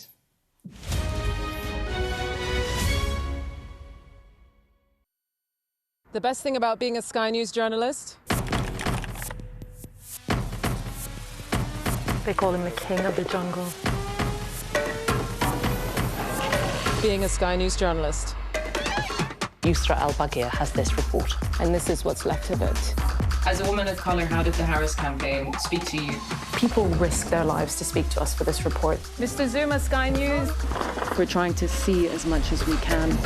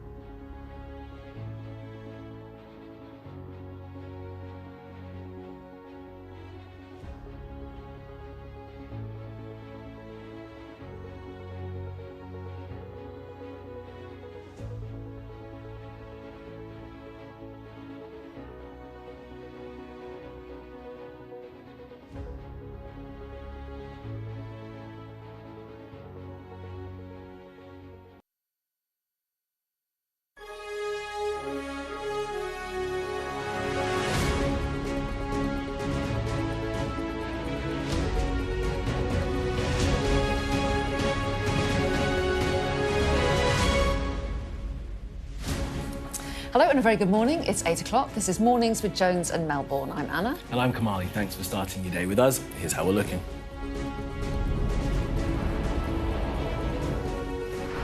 Team GB strike gold again, winning a record third medal in Italy, marking their greatest ever day at the Winter Olympics. A sweeping crackdown on social media firms as the Prime Minister insists no platform will get a free pass. Ignored, denied pain relief and told to shut up. We hear from the mothers speaking up about racial inequality in maternity care. Also ahead, we're going to speak to a friend of the now dead Russian opposition leader, Alexei Navalny, 2 years on from his killing. And European leaders used the anniversary to accuse Russia of poisoning Navalny with a dart frog toxin while he was in a Siberian prison.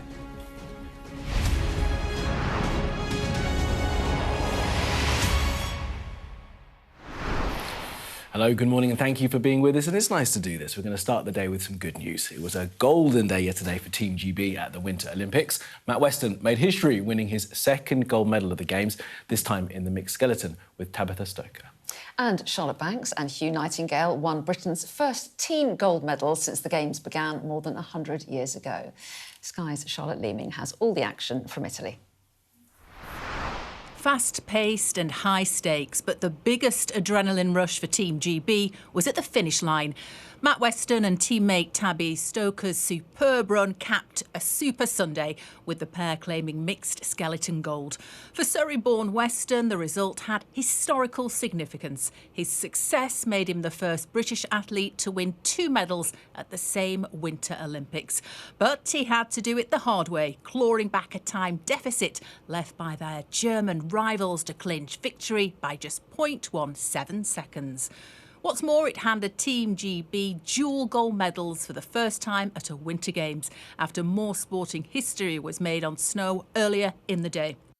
In a high-speed race to the bottom of the mountain, Charlotte Banks and Hugh Nightingale were up to the challenge. Nightingale went first and completed a brilliant run.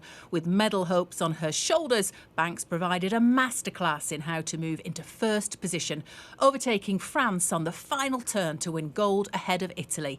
In keeping their cool, the duo made history, clinching Britain's first gold on snow.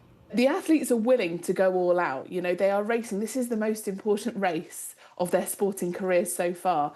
But they're not only willing to just perform at their best, they're willing to kind of go above and beyond, go for the big tricks, go for that moment. It was a remarkable revival after heartbreaking their individual events earlier in the Games. Relief and joy replacing tears of disappointment. It's been probably the most proudest moment of my life watching Hugh get a gold medal then. It was brilliant to see.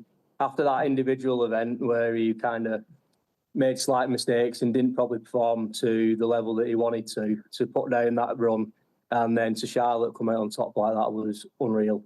After a slow start in the Games, they're now flying. Team GB's gold rush is one for the history books. Charlotte Leeming, Sky News. Okay, well done to all those guys. Sky Sports News correspondent Geraint Hughes is in Cortina and sent us this. Matt Weston is just setting record after a record. He's the first athlete, British athlete, to win 2 gold medals at a Winter Games. At a Winter Games, that's never been done before. And he did it in some style as well. Basically, the way this competition works, the mixed team skeleton, it's debuting here at the Olympics. It's been on the world stage for 6 years. First time at Olympic Games is that there were 15 runners. A female athlete goes first, male athlete goes second, and you tot up the times. Great Britain entered 2 teams into this. I think the one thing that is disappointing, and I will just touch on the disappointing element of this, is that Marcus Wyatt and Freya Tarbit, who were in GB2, have missed out on a bronze medal by 11 hundredths of a second. That is a tiny amount. I think, imagine we've had, Team GB had a gold and a bronze on there. However, let's get back to that gold, which was incredible because Tabby Stoker did not have the best of starts. It was a slow start, and then at the end of the run, she was 0.3 of a second down on the Germans. That is a huge amount in skeleton. But But then up popped Matt Weston, the Olympic champion in the men's event. Within 50 metres, he got himself level, and then he went ahead again. And just to tell you how good he is on this track, he's had 5 runs here at these Olympic Games. Every time he has broken the track record. Absolutely incredible. And there is a tradition. Anyone who breaks the track record here has to buy everyone that maintains the track a crate of beer. He already had to buy him 4. He's now got to buy him 5. So he's going to be out of pocket, Matt Weston. But an incredible achievement from those two. Matt Weston, Tabby Stoker, joyous with gold medals round their neck. I love that detail because there must be hundreds of people that maintain, maybe not hundreds, but quite a few people. So I reckon he might have bought a couple of crates of beer for himself as well. Absolutely, he deserves it. He does deserve it. He really does. And the fact that he's going faster and faster each time is brilliant. Very well done to Way Matt out Weston. ahead of the competition as well. Yeah. Incredible. And I really enjoyed the snowball cross as well. It's a good, crazy, wild event. It was absolutely wild. And Britain, Team GB has a lot to be proud of, getting those 3 gold medals. Let's take a look, though, at how they're doing in the medal tally. They're down in 12th, as you can see, but for a country that doesn't have... It's in that column, though, the gold column, I suppose, the three golds rather than, you know... I think we've missed out a few places, though. We've got 1, 2, 3 and 12. That's fine. But still, it's still a great achievement. 3 goals is a record for Team GB, a country that doesn't have that much snow. No, hills rather than mountains. And the target was 8 before the Games began. Whether or not they'll get to that remains to be seen, but they're doing really well. And the goals will be great. Super Sunday. Everyone's happy. And we're going to be talking to Hugh Nightingale and Charlotte Banks. Well, we're going to be speaking, actually, to Hugh Nightingale's parents. Those are the 2 that won the snowboard cross. Yes. And we're going to be talking to Hugh's parents a little bit later on, and to the athletes themselves at about 11 o'clock, so stay with us. When they get up after a night of having lots of fun, I am sure, celebrating that win. Definitely. Now then, the Prime Minister has returned from the Munich Security Conference and will turn his attention to online safety today. Yeah, he's due to announce a sweeping crackdown on social media firms and measures to improve safety for children, but some say it just won't go far enough. Well, let's bring in our political correspondent Amanda Acas for more on this, and we're joined also by science and technology reporter Vicky Carroll. Morning, Vicky. Morning, Amanda. Morning. Amanda, first to you. The government have made this announcement that they're going to consult, and I spoke to Liz Kendall a little bit earlier. As I said to her, some will think that this feels a bit repetitious, that we've already heard of this consultation. What are they actually talking about today? Yeah, so there's been a lot of debate about this for a long time, and they had already announced that they would be consulting on a whole series of measures, but principally about whether they should ban children from using social media at all. They made that announcement back in January. But there's a series of kind of newish things that they've announced. So one of them is about updating the Online Safety Act to include AI chat boxes like Grok. We saw the big row the government had with Elon Musk about Grok and the use of deepfake news earlier this year. And then one of the other elements is about Jules's law, which is about keeping the data in connection with children's social media accounts after they've died. And they're also looking at introducing legislation that means after they've carried out that consultation on potentially banning social media for under 16s, if they decide that they are going to go ahead and do that, then they'll be able to act immediately. They've given themselves new powers basically to get that implemented straight away, which could mean that if such a ban does go ahead, then it could be done by the summer. But they had already announced that, and it hasn't actually officially started yet as well. But the PM's going to be out and about today, meeting parents and children and to talk about all of this, so trying to make the point that the government's taking the issue really seriously. So does this feel like a move in the direction of a ban? Is that how it feels, do you think? Well, it's interesting. They're under real pressure from their MPs over this. So 60 Labour MPs signed an open letter to the government saying they should just get on with it and introduce a ban straight away. We had a big sort of rebellion in the Lords where crossbench peers basically passed an amendment saying they should just do this within the next 12 months. That's something the Tories have been calling for a long time as well. Interestingly, though, when you were talking to Liz Kendall about kind of how the Prime Minister feels about this, I thought she was actually quite equivocal, saying the Prime Minister really is concerned about this, but also kind of wants to get the balance right, because there are some organisations like the NSPCC and others who actually don't think a social media blanket ban would be that helpful. Let's have a listen.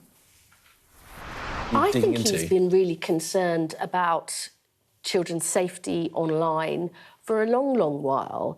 But he also wants to see children and young people prepared for the future, because half of our lives now is online, and we've got to get this. For some of the young people. We've got to get this balance right. You know, if I think about children and young people in my own constituency in Leicester, they're worried about the harms, but they also see some good benefits. So I think we have been focused on this issue for a long time, but are we determined to go further and faster? Yes, we are. And why? Because that's what the public wants. You know, change does take time, but we are trying to make that happen as quickly as possible. Yeah, really interesting what the government has to say. And Mickey, you've been talking to some of the people who feel really affected by any moves the government makes. We were talking about Jules' law a moment ago, referring to Jules Sweeney, the 14-year-old boy who died, and his mother thinks that social media might have had something to do with it. She's been pushing for changes to the law, and you've been talking to her, haven't you? Yeah, absolutely. So Ellen Room, she's been campaigning since Jules' death in 2022, and when he first died, it wasn't that she immediately suspected that social media had anything to do with it, but it kind of became obvious that it could be the only cause. But when that happened, she then wasn't able to access Jules's data because the social media companies said that it had been deleted because of the length of time. So she's been campaigning since then to make it an automatic process that when a child dies, their social media data is preserved, unless it's very obvious that social media wasn't involved and until it can be proved that it wasn't. And this has been a really long campaign for her, and she's been joined by kind of other bereaved parents around the UK fighting for this and for other changes. And she says this now, she's obviously very pleased about it. She got a call from Liz Kendall last week saying this would be coming. She says this is about truth and about accountability for the social media companies, but also that it's kind of not the end. This is, sure, it's about the preservation of children's data, but it should be, that things should go further. They should be about the prevention of harm before a child dies. So, like I say, she campaigns with a lot of bereaved parents, and this isn't the end of the road for them. I think for them, this is the kind of beginning of starting to see the changes that they've wanted since their children died, the years that they've taken to campaign for this. Yeah. Mickey, really appreciate that reporting. It'll be interesting to see what the Prime Minister has to say about it when he's speaking, I think, later on today. Appreciate you, Mickey. Yeah, thanks, Vicky. Amanda, thanks for being with us. We'll see you again later. Now, if you ever wondered whether we're alone in the universe, I wonder that all the time. Constantly top of mind. Well, the former US President Barack Obama has spoken about whether aliens exist and whether they're kept at that place in the States called Area 51, which is a highly classified base in Nevada. Of course, you know that. Here he is in an interview on a podcast with Brian Taylor Cohen. Are aliens real? They're real, but I haven't seen them, and they're not being kept in, what is it? Area 51? Area 51. There's no underground facility, unless there's this enormous conspiracy, and they hid it from the President of the United States. What was the first question you wanted answered when you became president? Where are the aliens? Where are the aliens? I mean, Obama is quite a funny guy, but it means kind of a bit of a serious point. I think he did notice that this went slightly wild with everyone saying Obama believes in aliens. And I think he did then put a statement out on Instagram to sort of clarify, saying, statistically, the universe is so vast that the odds are good that there's life out there. Essentially, that's what he was saying. So now you know, and he doesn't believe that there are aliens at Area 51, as we're told. All right, we're going to stay in the States now, to something completely different. And there's been a possible breakthrough in the mystery surrounding the missing mother of the TV host Savannah Guthrie. A glove appearing to match those worn by a masked person seen outside Nancy Guthrie's home has been found some 3 kilometres away. Well, let's bring in our correspondent Molly Malone on this. Hi there, Molly. And this is one of those cases that's really captured people's imagination. This woman missing for more than 2 weeks now, but it does look like the FBI have come up with a few clues that might help them in their investigation now. Yeah, that's right. You can only imagine what her family have been going through for 2 weeks, waiting for answers. She was last seen, Nancy Guthrie, in her home in Arizona on January the 31st. But now, as you say, investigators are slowly starting to get bits of information, which they're hoping to try and piece together to get some answers, really. It was about a week ago, the end of last week, sorry, that in this new video emerged, some doorbell camera footage from from Nancy Guthrie's home. You can see it on your screens now. It appeared to show a man, which police said later was a suspect of theirs. He was wearing a balaclava, but crucially there, you can see him wearing some gloves. And now what we've learned is that authorities say that they've recovered a glove about 2 miles away from Nancy Guthrie's house in a field near the side of the road. And that glove, the authorities say, appears to match the one that the suspect was wearing in that video, but they've sent it off for some more testing to look at DNA samples. It's worth saying that the FBI have found a number of gloves, about 16 of them, but the majority actually they dismissed because they were thought to be belonging to people that were taking part in the search for Nancy. But this, no doubt, will give them some sort of fresh hope, hoping to join up that video with the glove evidence to get some answers for her family. The reason, as we know, that this is a case that has sparked discussion is, yes, it's been going on for a long time, 2 weeks now, but also because Nancy Guthrie is the mother of famous TV host over in America, Savannah Guthrie. She's been quite publicly talking to people on her social media platforms and seemingly not giving up hope for her mother. She's actually posted a few hours ago to her Instagram. I think we can hear a clip of it. It's been 2 weeks since our mom was taken, and I just wanted to come on and say that we still have hope, and we still believe. And I wanted to say to whoever has her or knows where she is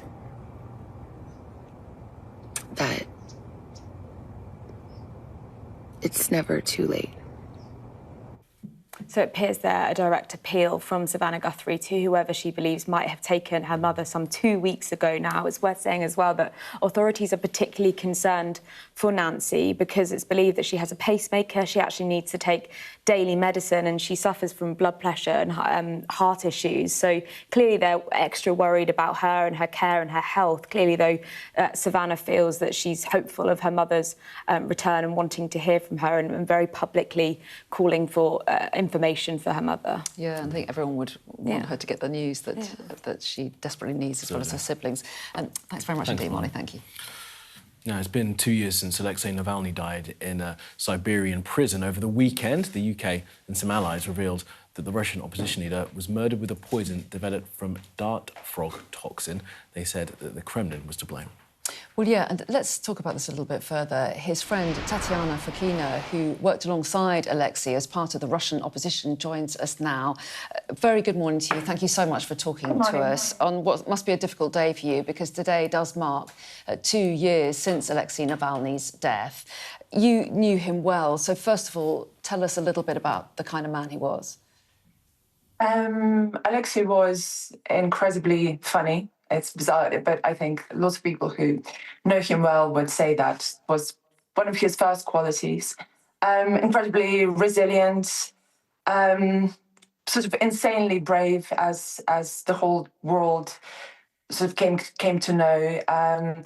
He was very stubborn, very tall, a great family man. I've never seen a relationship like he had with his wife, Julia, and the kids, and they were this sort of family where everything was a joke and, you know, they were making fun of each other so much. And even in the times when he was arrested, even in the times when they couldn't see each other, they were so close. And that's the kind of man he was. And I think he almost treated all of Russia as his family, and this is why he kept saying that he cannot immigrate, he cannot leave Russia, he needs to stay with Russia and make sure that he does everything he can to change things in Russia. And obviously that resulted in the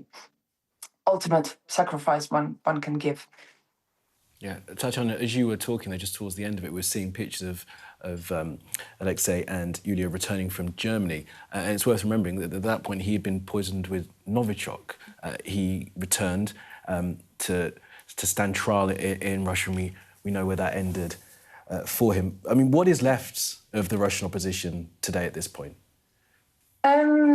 Obviously, Russian opposition is predominantly based overseas, just because, to be honest, you cannot do or change much from Russian prison. So I think, and this is what everyone tried to persuade Alexei, why everyone tried to persuade him to stay in Germany, but it was just not possible. He really didn't want to. But there are various leaders of Russian opposition who are all based abroad. Not necessarily everyone sees eye to eye, but I think the main issues everyone agrees on, that the war in Ukraine should be stopped, that Putin is a killer and is holding whole country hostage. And these are the main things that need to be changed. Also, we need to remember, and this is very important and it not gets said enough, that there are thousands of political prisoners still in Russian prisons, like Alexei, suffering, like Alexei being tortured and not being talked about much. So it's very important that the Western leaders, whenever there is a chance to exchange those political prisoners, take that chance, because there are people who are suffering for supporting democratic values. And this weekend, of course, the UK and some of its allies announced that they believed that Alexei Navalny had been poisoned by Russia using a dart frog toxin. What did you make of that announcement? Did the news come as any surprise to you? It didn't really, because I think we all knew he was killed, and it's great that so much work by so many people has been done to find out exactly what has happened. And I think it's very important for us and for the family to have that clarity. And whereas, you know, dart frog poison sounds a bit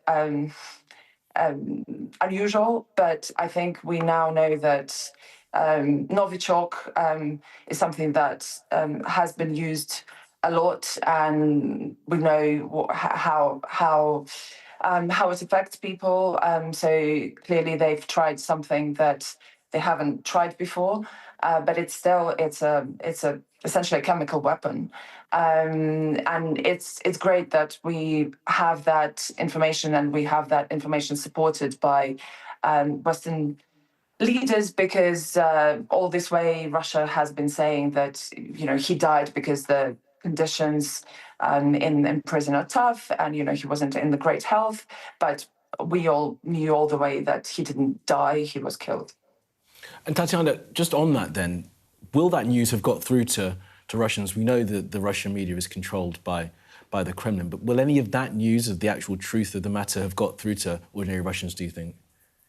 I think, you know, some Russians still have access to free information, and obviously this is another thing that is happening in Russia at the moment, that all the messengers are being slowed down. The access to the internet is harder and harder to get. So clearly that is another attack on the information. But of course, there are still ways to access that information, and people in Russia would have learned that, not from television, not from the radio, not from state channels, but there are ways to find that information out. Well, Tatiana Fakina, it's been so interesting to talk to you this morning. We really appreciate you spending the time talking about your friend Alexei Navalny. Thanks very much indeed. Thank you. Good morning. Have a good day. Bye-bye.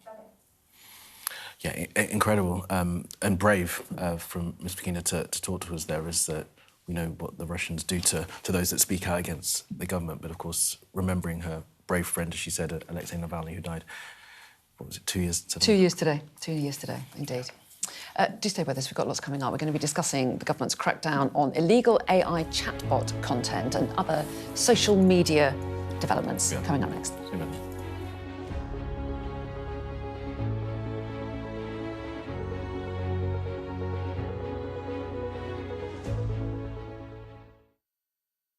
Well, hello, and thank you for watching The Wrap.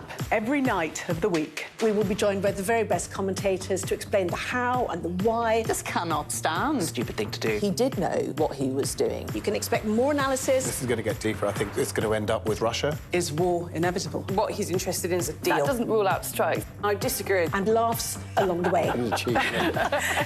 Plus, a look at tomorrow's headlines. The Wrap. Everything wrapped up for you from 10.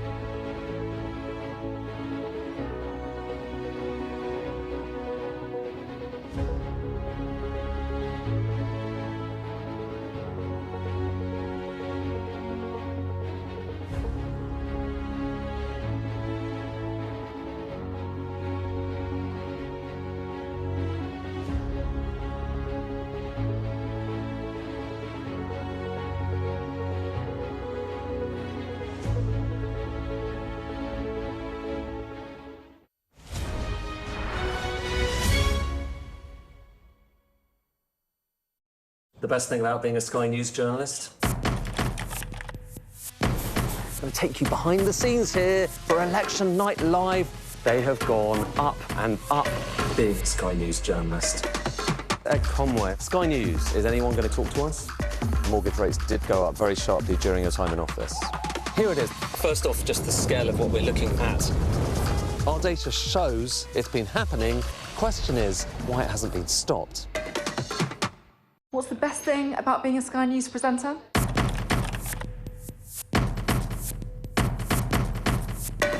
We've done the work and the reading, so you don't have to. Being a Sky News presenter. Hello and welcome. Westminster, the heart of British politics. I'm so sorry about what happened to you. So what on earth is going on? It's not true. Can I tell you what I think? It's really unusual. Mornings with Rich and Frost. Let's crack on. Let's get started. Now, black women are more than twice as likely as white women to experience a traumatic birth, a fact the government has labelled an outrage. Yet still, it is happening. Sky News has spoken to 3 mothers who told of their harrowing experience. Yeah, they talked about inadequate pain relief, lack of compassion and long-term trauma. And it's actually Shaman Freeman-Powell who's conducted those interviews. We can talk to her now. Shaman, tell us a little bit more about what these women have told you. Shaman. Good morning. Yeah, well, I think that harrowing is the right word to use, actually. Some of the stories were quite shocking. One of the women spoke about being told to shut up when she was screaming out in pain during labour. All of the women spoke about being ignored or being dismissed. And, of course, Sky News has heard from so many different women from all different backgrounds who have shared their traumatic birthing experiences. The government itself has also acknowledged that far too many women from all kinds of backgrounds are experiencing unacceptable care. Now, in my full piece, we speak to Dr. Michelle Peter, who quite rightly points out that this is not about pitting women against each other. Maternity care should be safe and compassionate for all women, but it is about acknowledging that for black women, the stats are particularly stark. They're more likely to have serious complications, they're more likely likely to lose a baby and more likely themselves to die during or after pregnancy too. But despite this, and despite being told time and time again that they're more at risk, the women I spoke to said they believed that the care they received still lacked compassion, feeling as though they were dismissed and feeling as if they had to tone themselves down in order to receive adequate care. So I suppose the point of this piece is to highlight that behind those statistics are real people, and these are their experiences. I was told by the midwife to shut up. I was in excruciating pain, down on all fours, clinging to the wall, asking for medication. There was no compassion, there was no, how are you? And then she put her hand over my mouth to basically say, be quiet. I was ignored, I was left for hours. I'm there screaming in pain, and I'm having nurses just walk past me and literally ignore me. I was so terrified in that moment because I realised that even if I ask for help and communicate that I'm struggling, no one's going to help. I tried to close my curtain, and the only thing she had to say was, you have to keep your curtain open. There was no, are you okay?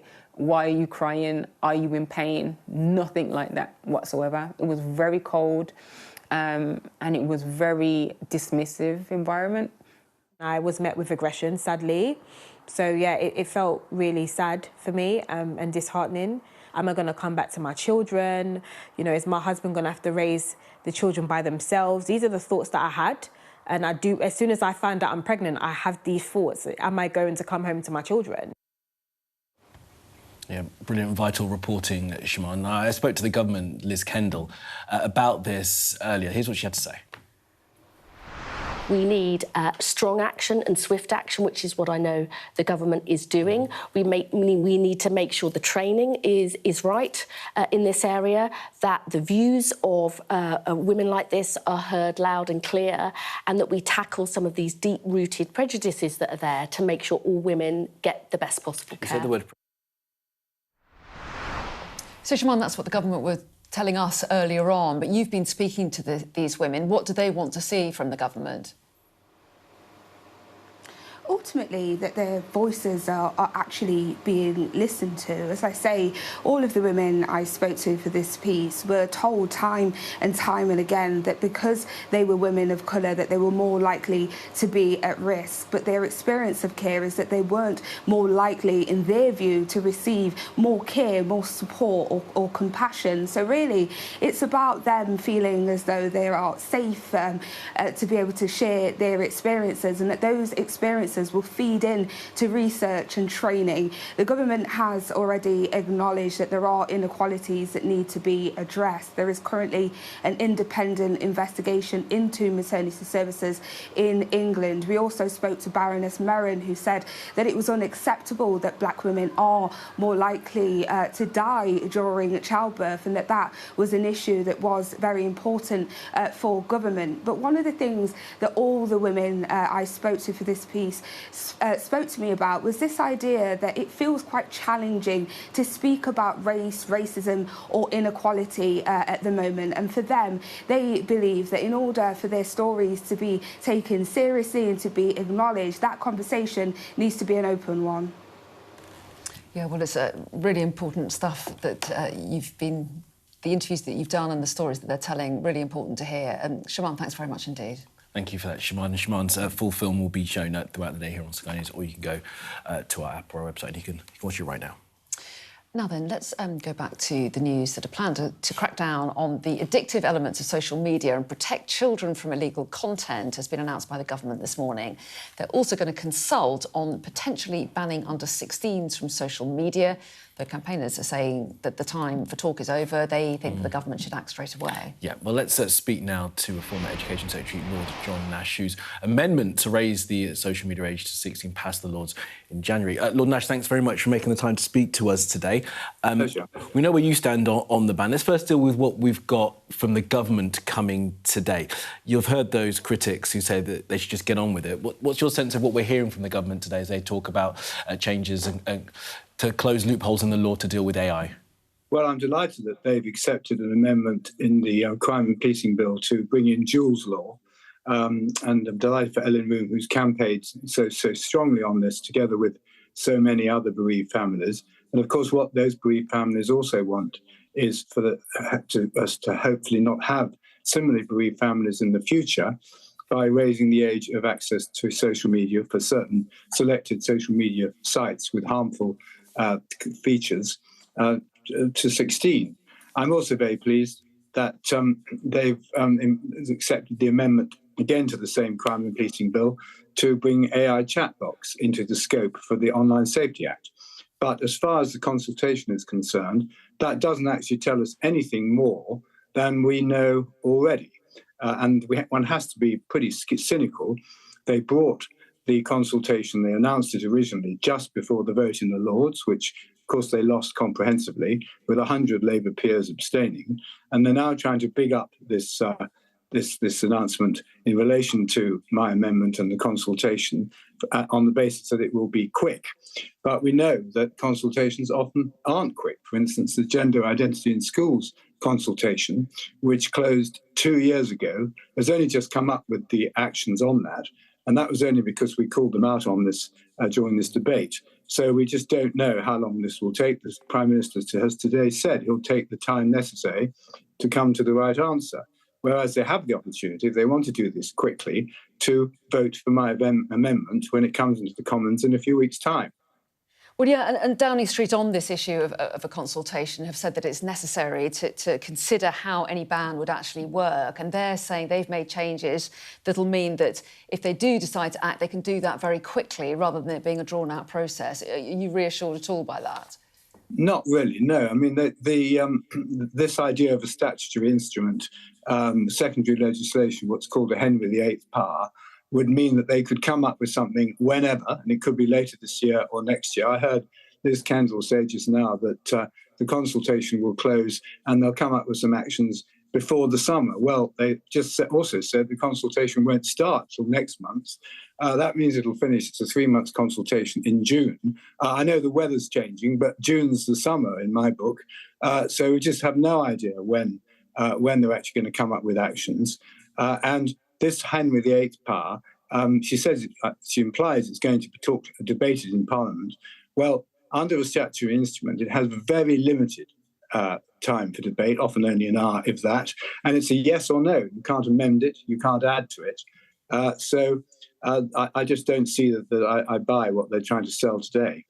Well, Lord Nash, you know that the Prime Minister has been on a bit of a journey with this. Last year, he was saying he was against an outright ban. Now he's at least sort of rhetorically getting towards it. We heard from Liz Kendall today. But there are groups that don't think a ban is the best idea, not least the NSPCC, a children's charity, and the Molly Rose Foundation, set up after the death of Molly Russell, who saw suicide content online.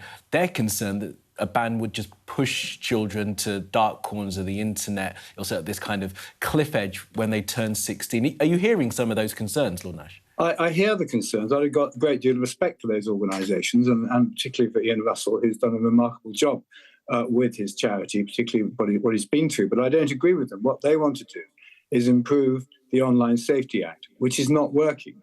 The social media companies spend their time with their lobbyists but trying to persuade governments that it should be on the governments to do something about this, hence something like the Online Safety Act. And that is clearly not working. The Online Safety Act is a very long process, appeals, court cases, fines which haven't been paid. And what I want to do is put the onus on the social media companies to say that if you have got products that have these addictive features or these harmful features for children, you cannot sell them to children under the age of 16. And faced with that, and faced with losing some business, they may well come up with products that are safe for children under the 16. We have to put the onus on them. And as far as the cliff edge is concerned, well, everybody, including NSPCC, Molly Rose, want highly effective age verification, which we haven't had hitherto. So there's a bit of a myth about kids getting around this, because there's been no effective age verification hitherto. If we have highly effective age verification under the status quo, we'd have a cliff edge at 30. And I want to just make sure that the children have a little bit more time to mature, so that before they go on social media, they can make better judgments. And this, of course, doesn't stop us having a public awareness campaign, which is also covered in my amendment, and also having algorithmic literacy and other education about AI chatbots for children at school. Give us a sense of why you feel passionately about this. What do you think's at stake here? I think our children's childhood is at stake. I think the future of our country in terms of the economy is at stake. I mean, we are seeing children spending hours and hours on these platforms. We see them going to sleep in the small hours. We know, I mean, a friend of mine recently did a survey where she interviewed over 100 15-year-olds, and this wasn't on her sheet, but she asked them at the end, all of them, what time are you actually going to sleep at night? And she said the vast majority said before 1 and 4 a.m. many nights of the week. And they're arriving at school exhausted. They can't concentrate. These constant flickering images are causing them to have attention deficit. And also we have a health emergency. The colleges, the medical colleges have all said there's a health emergency. And teachers want it. 90% of teachers say they want it. Even 60% of 16 to 24-year-olds, those young people who've most recently experienced being on social media as a teenager, even they say they want it. 60% of them say that. So I just think we need to get on with it. OK. Well, Lord John Nash, really interesting to have your thoughts this morning. We really appreciate it. Thank you. Thank you. And you just hear there the sort of the difficulty the government going to have in trying to bring in some legislation around this, because although Lord Nash does point out some of the harms there, some of those harms are disputed. Some children, some of the research does suggest that social media does have a benefit for kids. And, you know, go back to that line about the NSPCC and the Molly Rose Foundation, who are against this idea. Well, both can be true, can't they? There can Absolutely. be harms and benefits of it, but it's how you manage that and yeah, you know, control one and promote the other. I think he really got to the sort of the nub of it towards the end of his answer there when he talked about the pressure on these social media firms. Now, they are choosing to have their social apps like this. There was a time when on Instagram you didn't have this endless scrolling. They could bring that feature back. You know, they've already got age restrictions they've got younger accounts. So there might be a way, as Lord Nash was suggesting there, and as Liz Kendall suggested, that this pressure on these tech firms could actually make these apps better for all that use them. Yeah, and pressure from not just the UK, but obviously Australia's introduced the ban. Lots of other countries are considering going down that route as well. So we're going to be talking a lot more about this issue on this show and this channel in the weeks ahead.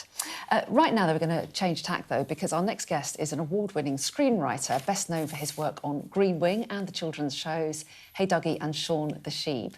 James Alistair Henry's debut novel, Pagans, promises something, though, very different. A murder mystery exploring the divide between East and West in the UK.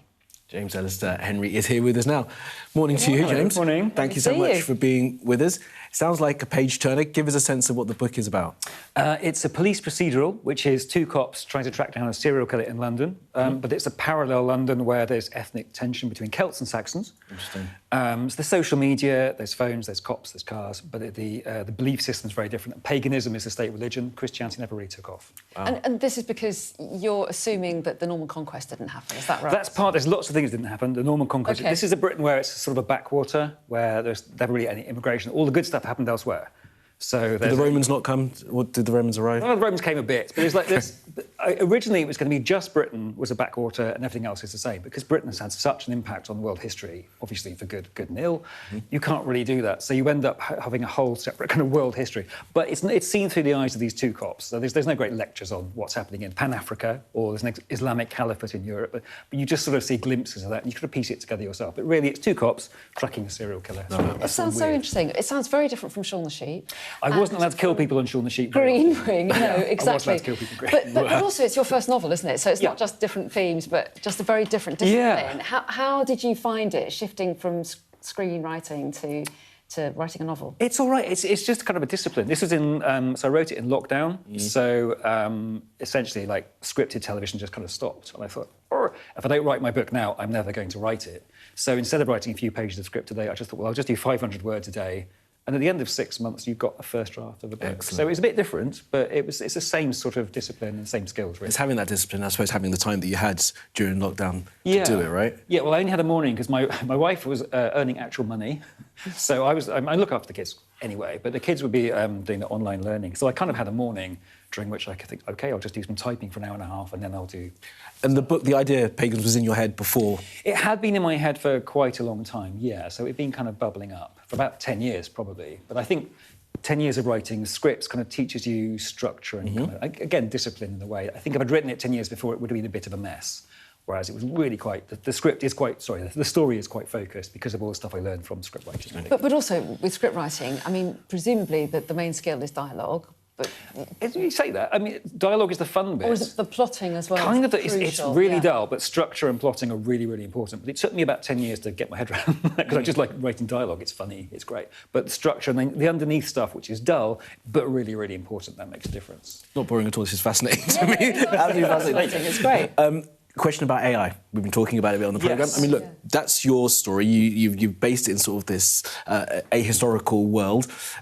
And can an AI do that? I mean, is this the benefit of, humans writing stories? I did write a kid's book just for fun, self-published it a few years ago. That's actually on the Anthropic. Some AI's already absorbed it. Never paid for it, just took it. Really? How do you feel about that? Quite angry, quite cross. So it's already they've already nicked my stuff for that anyway. So now it's just, in a way, it's just predictive text. AI is just like, we've assimilated a load of stories, let's do something that fits that shape. Yep. So it might even be competent in some ways. It can't be more than a chapter at the moment, really, without human help. So it is slop. Slop is a great word for it. It's just kind of stuff. It'll get better, but it can't make those decisions that if you're a novelist or a writer, you're making 1,000 decisions every minute or so, maybe, because you're constantly getting this word or that word, and you're balancing everything, and an AI can't really do that. Yet, you see. And I think the premise of the book sounds absolutely fascinating. I mean, would you say that it fits into the sort of the move towards alternative worlds, sort of fantasy worlds, to an extent? Yeah.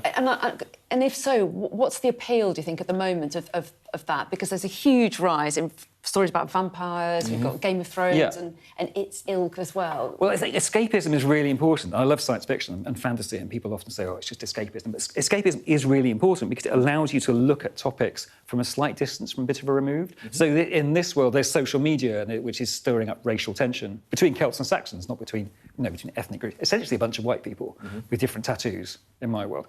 And it's kind of a safe way, especially for me as a middle-class white bloke, to talk about scary stuff like ethnic tension and cultural identity, and feel like I'm OK doing this because this is my world and it's not the real world anyway. And it's kind of that slight remove where you can have a little play with things and talk about big topics.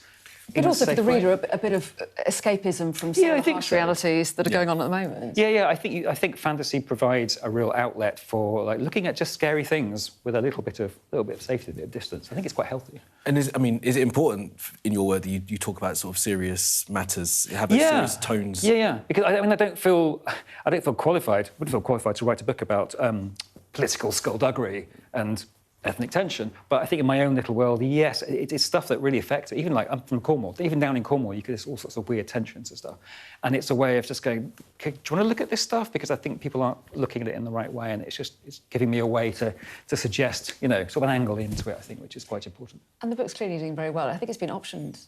It has been optioned. For a TV show. Yes. That's exciting. Congratulations. Exciting. Do you get to write it? I've written a script, but beyond that, I'm just keeping out of it because I've worked in telly for a long time and it's fun. I like Book World now. Yeah? Book World is quite gentle. It's quite nice. Have you got ideas for the next one already? Yes, I've written the first draft of the second book. Oh, my goodness. It's going to be 3 in total, so it's all planned out. So that's, I didn't know I was going to be writing the second one, but now I am, so that's good. Looking forward to reading it. Yeah, well, good luck with touring it around bookshops, and we appreciate you coming in this morning. Thanks very much indeed. Thank you, James.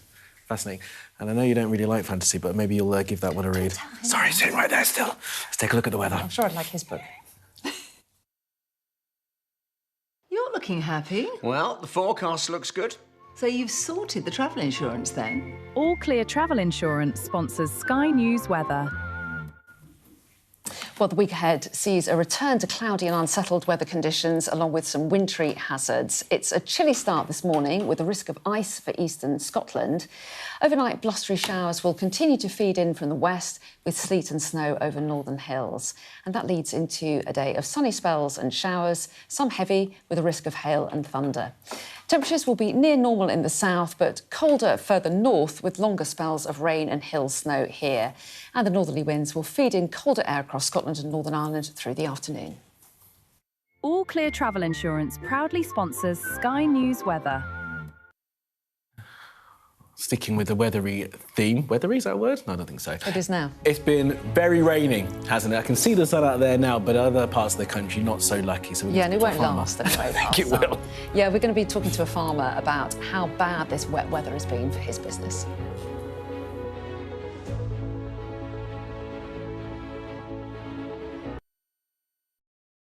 Liberation Day. By popular demand, Wow. here we are. Donald Trump. It is quite the story. Wherever it goes, on Trump 100, we go with it. You tell us who you're looking for. Unbelievable we've come to this. Are you overstating the reach and significance of this deal? Not like you said it. From the UK. Why don't you go back to your country where you have a major migrant problem? It was 10 feet from him, and all of a sudden the shot's rang out. People impacted. I'll tell you on another day on the podcast what that was all about. Join us wherever you get your podcast. First Minister, how are you? Good morning, good morning. Nice to see you. How are you feeling? Looking forward to getting into the parliamentary chamber. Are you any further forward to making a decision? No, it's an important day today. All of the claims were in line with my parliamentary duties, so I'm making that clear to you, Connor. He was a Scot through and through. He was a very good politician. Alex Salmond was controversial, he was a disruptor, but above all, he was respected. Will you resign if you lose this week? Again, I'm not planning to, of course, lose the vote of no confidence. I'm planning to win that vote of no confidence. His face said it all. My intention to stand down as party leader. This is now a storm with deadly consequences. How are they feeling? They're a bit scared at the minute. We've been told to evacuate. How are you feeling? Devastated. Hundreds of homes were wiped out by flooding. I'm Connor Gillis, Sky's Scotland correspondent. It was probably the darkest time in my life. Scott is 5 years sober after a cocaine addiction left him close to death. Scotland has a shameful record. Worse than England, the worst in Europe. So why not just say you've failed? Because then you might get more respect from families who've lost loved ones. This is where one of the UK's most prolific rapists thought he'd got away with murder. Sky News can reveal that former sex workers had told police he was sexually violent. My Emma. Free wherever you get your news. It's over, isn't it? The Americans say he is Rossi, a fraudster. This has been one of the most bizarre cases ever heard in a courtroom in this country. A dangerous murderer. Do you think you'll ever be able to forgive Andrew Ennis after this? She said she can forgive him, but as long as he's behind bars. By doing the right thing, it's destroyed your life. They terrorised me. They intimidated me. I'm so grateful. Sky News, the full story first. What's the best thing about being a Sky News journalist? Who's funnier? Being a Sky News journalist. A special edition of The World with me, Yalda Hakim. Pakistan had the right to respond. You're like, what? Historic day here today. Congratulations, this is a huge moment. But what happens now? Now, farmers across the country are fighting to save their crop as persistent rain has left their fields waterlogged. Yeah, let's talk to Mike Greenwood-Wilkins, who's a farmer and also the Deputy Chairman of Wiltshire National Farmers Union. Very good morning to you. Thanks so much for talking to us. Morning. I mean, we've been talking about the incessant rain over the last few weeks a lot here. I think everybody is, but for you, it can affect your business, can't it? Talk to us about what the rain's meant for your crops. Yeah, absolutely. Good morning. Thank you for having me on, and thank you for talking about this topic. The issue that we've got at the moment, we actually had a really good autumn planting window. So our winter crops went in very well. They established very well for the first time in 6 or 7 years, actually, because we had a drier than what has become usual autumn.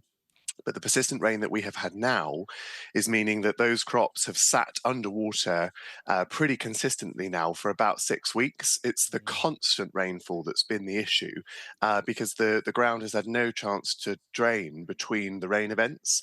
And the problem is with the growing crops in the ground, those roots are sitting in water even when there isn't surface water. It's the waterlogging of the soil itself that's causing those roots to rot and the plants to slowly die. And it's sort of quite disheartening walking the farm and just slowly watching week to week the crops that we've spent so much time and money planting slowly just perishing in the water.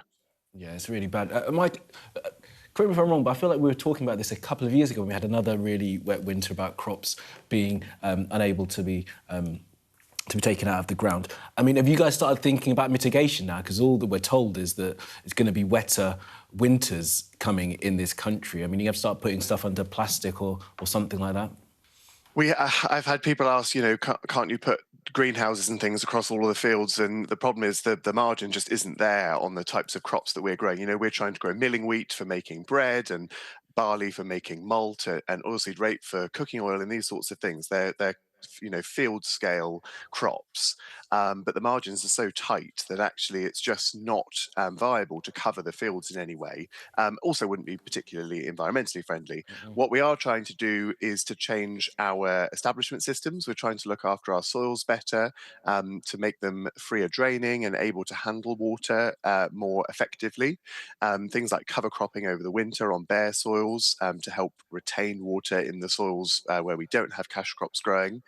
But the problem being that when we get this kind of extreme consistent rain, is that all of that sort of benefit that we've been making to the soils gets washed back together and sort of undone.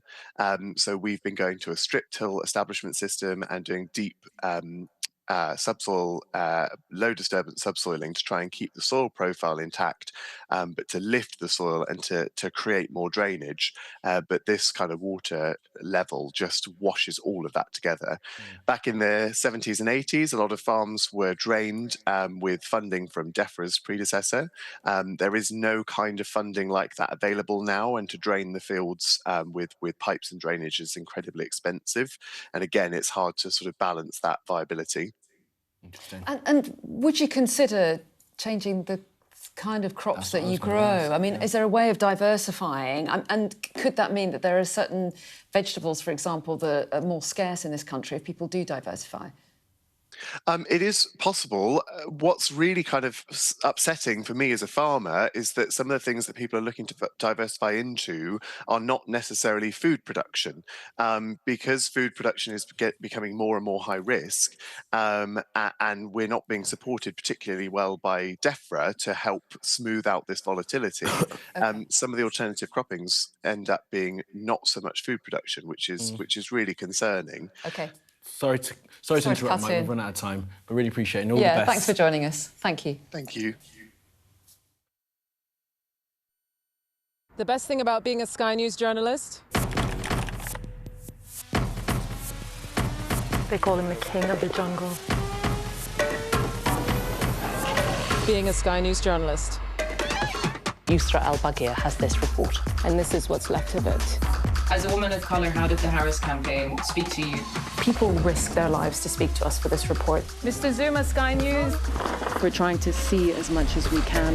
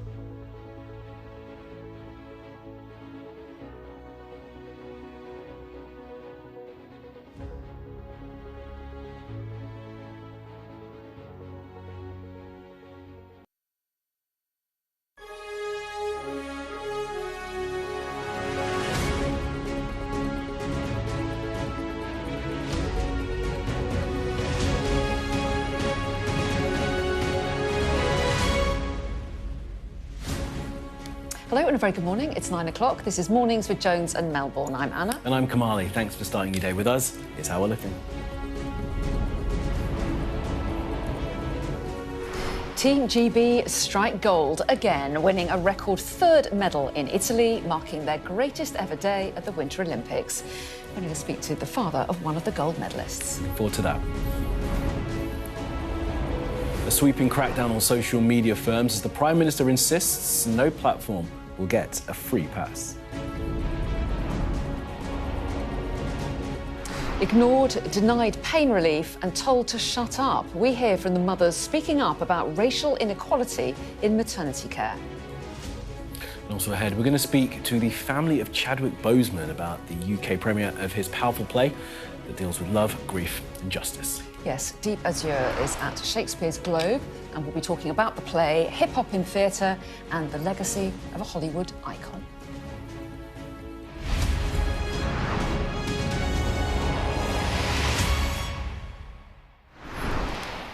Hello, a very good morning and thanks for joining us today. And we are starting with some good news today. A golden day for Team GB at the Winter Olympics.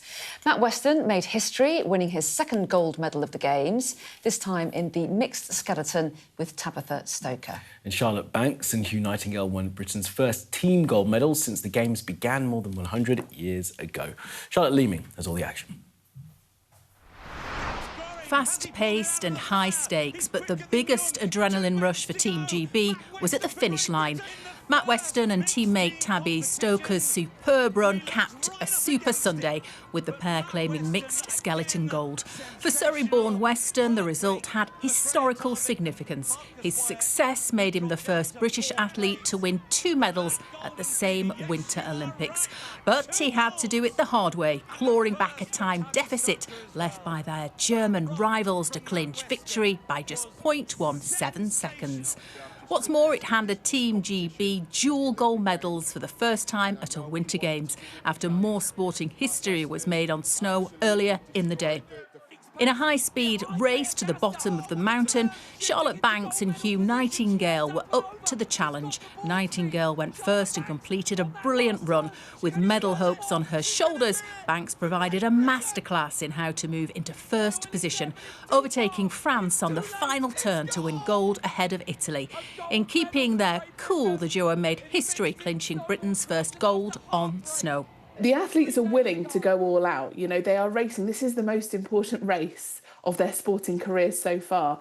But they're not only willing to just perform at their best, they're willing to kind of go above and beyond, go for the big tricks, go for that moment. It was a remarkable revival after heartbreaking their individual events earlier in the Games. Relief and joy replacing tears of disappointment. It's been probably the most proudest moment of my life watching Hugh get a gold medal then. It was brilliant to see. After that individual event where he kind of made slight mistakes and didn't probably perform to the level that he wanted to put down that run and then to Charlotte come out on top like that was unreal. After a slow start in the Games, they're now flying. Team GB's gold rush is one for the history books. Charlotte Leeming, Sky News. Well, the Sky Sports News correspondent Geraint Hughes is in Cortina and sent us this. Matt Weston is just setting record after a record. He's the first athlete, British athlete, to win 2 gold medals at a Winter Games. At a Winter Games, that's never been done before. And he did it in some style as well. Basically, the way this competition works, the mixed team skeleton, it's debuting here at the Olympics. It's been on the world stage for 6 years. First time at Olympic Games is that there were 15 runners. A female athlete goes first, male athlete goes second, and you tot up the times. Great Britain entered 2 teams into this. I think the one thing that is disappointing, and I will just touch on the disappointing element of this, is that Marcus Wyatt and Freya Tarbit, who were in GB2, have missed out on a bronze medal by 11 hundredths of a second. That is a tiny amount. I think, imagine we've had, Team GB had a gold and a bronze on there. However, let's get back to that gold, which was incredible because Tabby Stoker did not have the best of starts. It was a slow start, and then at the end of the run, she was 0.3 of a second down on the Germans. That is a huge amount in skeleton. But then up popped Matt Weston, the Olympic champion in the men's event. Within 50 metres, he'd pretty much he got himself level, and then he went ahead again. And just to tell you how good he is on this track, he's had 5 runs here at these Olympic Games. Every time he has broken the track record. Absolutely incredible. And there is a tradition. Anyone who breaks the track record here has to buy everyone that maintains the track a crate of beer. He already had to buy him 4. He's now got to buy him 5. So he's going to be out of pocket, Matt Weston. But an incredible achievement from those two. Matt Weston, Tabby Stoker, joyous with gold medals round their neck. How nice. Gold medals round your neck. Not too bad, is it? Not good weekend for Matt Weston. For myself, me too. But Matt Weston's he's living the dream. 2 gold medals over a couple of days. Very, very nice. Yeah, and it's just a great piece of news, isn't it, for Team GB to get a record like that. Let's take a look at how they're doing on the medal table. They are in 12th position, which strikes me as being pretty respectable for a country without many mountains or much snow. And but quite a long way behind Norway, let's be honest. I think, yeah, they're doing very, very well. But it's nice that those 3 are in the G column, the gold column. I like that. It's very good, right? Yes, that's true. That's the right place to be. If you're going to pick a column, put them in the G. that one. Yeah, absolutely.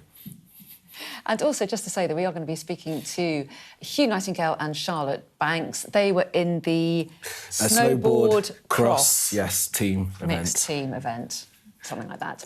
They'll be on at about 11 o'clock this morning, and we're actually going to be speaking to Hugh's father. a Yes, little bit looking forward later to that too. His reaction. I'm sure he's very proud. I bet he is. All right, now, the Prime Minister is back from that Munich Security Conference over the weekend. He's going to turn his attention today to online safety. Yeah, he's going to announce a sweeping crackdown on social media firms, as well as measures to improve safety for children.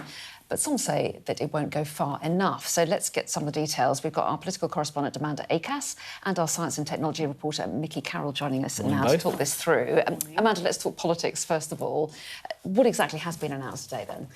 Yes, so there's a bit of a mishmash of announcements that the government's making. The Prime Minister's going to be on a visit in London talking to parents and children about this. And really, the message they're trying to send after a pretty difficult week last week is online safety is something we are taking really seriously. But a number of the announcements are new. Most of them have sort of already been made, but a bit more detail. So the new things are that they're going to update the Online Safety Act to include AI chatbots like Grok. We saw that big row they had with Elon Musk around deep fake news being made on that platform, and they sort of claimed a bit of a victory on that. So they're now confirming that they're going to change the law to make sure those are explicitly banned because the technology's changed since the law was written. They're also introducing Jules's law, which is about preserving the data held by the social media companies in tragic cases where a young person has died, and that might be relevant. Now, the key area that they're really under a lot of pressure is about banning social media for under 16s altogether. Many Labour MPs say that they should be doing that. There was a rebellion in the Lords just a few weeks ago, and where the Lords basically voted through an amendment which said they should just get on with that and ban it for social media, ban it for under 16s straight away. The government responded by saying they were going to have a consultation that would take 3 months to look at the kind of pros and cons of that. It's not actually started yet. It's starting next month. But today the government is saying, well, we're going to change the law so that at the end of that consultation, if we decide that we do want to introduce a ban, we'll be able to do it straight away because of these new powers we're giving ourselves. Now, earlier you were speaking to Liz Kendall, the minister in charge of all of this, and I thought it was quite interesting because she was sort of being a little bit equivocal about it, effectively saying there are clearly real concerns that might lead to a ban, but there are also some benefits to social media for young people, so this is why we need to take our time. Let's have a listen. I think he's been really concerned about children's safety online for a long, long while. But he also wants to see children and young people prepared for the future because half of our lives now is online, and we've got to get this. For some of the young people. We've got to get this balance right. You know, if I think about children and young people in my own constituency in Leicester, they're worried about the harms, but they also see some good benefits. So I think we have been focused on this issue for a long time. But are we determined to go further and faster? Yes, we are. And why? Because that's what the public wants. You know, change does take time, but we are trying to make that happen as quickly as possible. Now, there is a suggestion that the consultation is due to finish in June, so could the government act straight away? Could we see this ban brought in over the summer? Equally, at the same time, that depends on the outcome of the consultation. And critics, like Lord Nash, who is the peer who basically led this amendment in the Lords, effectively saying it's not good enough. We know now that there are harms being caused to young people. They should be acting straight away. Let's hear what he said. They're now trying to big up this announcement in relation to my amendment and the consultation on the basis that it will be quick. But we know that consultations often aren't quick. For instance, the Gender Identity in Schools consultation, which closed 2 years ago, has only just come up with the actions on that. And that was only because we called them out on this during this debate. So we just don't know how long this will take. The Prime Minister has today said he'll take the time necessary to come to the right answer. Whereas they have the opportunity, if they want to do this quickly, to vote for my amendment when it comes into the Commons in a few weeks' time. Well, Amanda, thank you for that. Vicky, let's bring you in at this point. Lord Nash also talked about this Jules' law that Liz Kendall also mentioned as being part of the thing they're going to announce today. Talk us through Jules' law and some of the tensions that may well come as a result of it. Yeah, so Jules' law is it's a law that's been campaigned for by the mother of Jules Sweeney, Ellen Room, since his death in 2022. He was 14 when he died, and she believes that he died trying an online social media challenge. She's never been able to get the proof of that because when she went to the social media companies to ask for his data, it had already been deleted under GDPR, so something that we're kind of all quite comfortable with. But she wants now, when a child dies, for their data to be automatically preserved so that you can get the answers in that kind of time of grief. Because at the moment there's quite a big disparity. It sort of depends on how the police force that you're working with acts, whether the social media company is told in time, that sort of thing. So instead, now, when a child dies, the coroner will immediately notify Ofcom, and Ofcom will immediately notify the social media company, and then that data will be preserved. So it's just a way for parents to get answers. And she's been campaigning for years on this. She's actually worked with Lord Nash quite a lot on this. She's also working with other bereaved parents who want kind of other changes. And I spoke to her this morning, and she's obviously incredibly pleased because her campaign that she's put so much effort into at a time of real grief is finally coming to fruition. She said this is about truth, it's about accountability, and about holding social media companies to account. But this isn't the end for her and for the other parents she campaigns with. She obviously is pleased that this has happened, but ultimately she wants there to be prevention put in place so that harm isn't done to children online before we ever get to the point where you're having to preserve their data at death. Right. So social media firms doing more to make sure their sites are... Yeah, exactly. Yeah, exactly. Vicky, appreciate that. So many different elements to this whole thing, aren't there, in terms of protecting children and protecting adults as well. But obviously her focus will be on children. Really interesting. Vicky, thanks very much indeed. Thanks, Amanda. See you soon. Now, have you seen the story we're going to talk about next? This is about an Amazon delivery van that's been abandoned on mud flats, which locals refer to as Britain's deadliest footpath. Such a thing. HM Coast Guard Southend said it was called out to reports of the vehicle on Sunday after the driver followed GPS that took him out there. So he was trying to get to Foulness Island, but didn't turn left when he hit the water. Just kept right on going, seemingly. That's what it looks like it happened, and I have seen a picture actually of the water much higher as well around that van. Oh dear, that's. Do you use the GPS? I knew a guy who lived in the same city for over 10 years, drove the same route back and forth from work every single day, and the first thing he did when he got in the car, even though it was one road, was put his GPS on. Well, you never know, there might be traffic on the route. You might need an alternative. Pay attention to your surroundings, know what you're doing. No, am I being unfair? Do you not use... Do you get your paper much, map out much and to have my it on wife's the anger, passenger seat? I just get going. And then just guess? work it out along the way. We'll be fine. Yeah, we'll get there. We'll get there eventually. I have to say, I do love GPS. It takes quite a lot of stress out of the journey. Yeah, if you're driving on your own. But quite a lot of stress for that driver, though. Yeah. It would seem. Now then, let's take you to America now. We're going to be talking about a case that has captured a lot of people's imagination, and not for the right reasons, really, because it's about Nancy Guthrie and a possible breakthrough in this mystery surrounding the missing mother of TV host Savannah Guthrie. A glove appearing to match those worn by a masked person seen outside her home has been found 3 kilometres away. Yeah, well, let's bring in our correspondent, Molly Malone, who's covering this for us. Molly, just the latest development in what's now a 2-week-long mystery? Yeah, 2 weeks long. You can only imagine what her family have been going through. And actually, her daughter, Savannah, has made it public. You know, she's been using her platform to talk about it as the wait goes on to find answers. She was last seen at her home in Arizona on the 31st of January. But it was at the end of last week we saw this video footage on her doorbell, on Nancy's doorbell. That essentially, you can see it on your screens there, appeared to show a man who was wearing a balaclava. Authorities said he was kind of an average build, somewhere between 5'9" and 5'10", and crucially, as we now know, he was wearing some gloves, as you saw on that footage.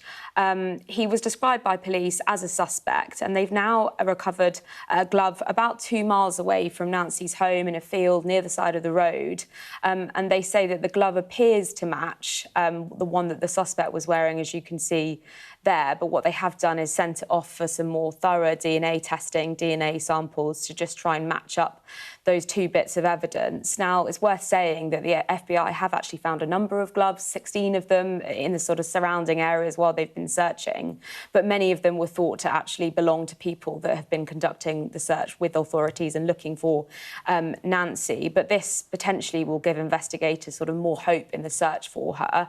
The reason, as we know, that this is a case, as you say, has sort of captured the imagination of a nation, of America, but also across the world, is because it's a famous case in the sense that Nancy is the mother of Savannah Guthrie. She's a famous TV host over in America who's very much been using her sort of public profile and platform to talk about the investigation, and her love for her mother clearly has been 2 weeks, which is a really long time in anyone's world. We've actually heard an update from her. She's posted on her Instagram. I'm going to hear a clip of that. It's been 2 weeks since our mom was taken, and I just wanted to come on and say that we still have hope, and we still believe. And I wanted to say to whoever has her or knows where she is, that it's never too late. It's excruciating for that family. Molly, appreciate the reporting. As always, thank you so much for that.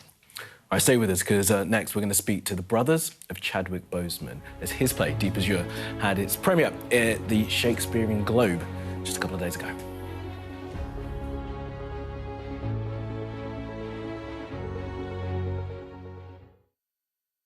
Well, hello, and thank you for watching The Wrap. Every night of the week, we will be joined by the very best commentators to explain the how and the why. This cannot stand. Stupid thing to do. He did know what he was doing. You can expect more analysis. This is going to get deeper. I think it's going to end up with Russia. Is war inevitable? What he's interested in is a deal. That doesn't rule out strikes. I disagree. And laughs along the way.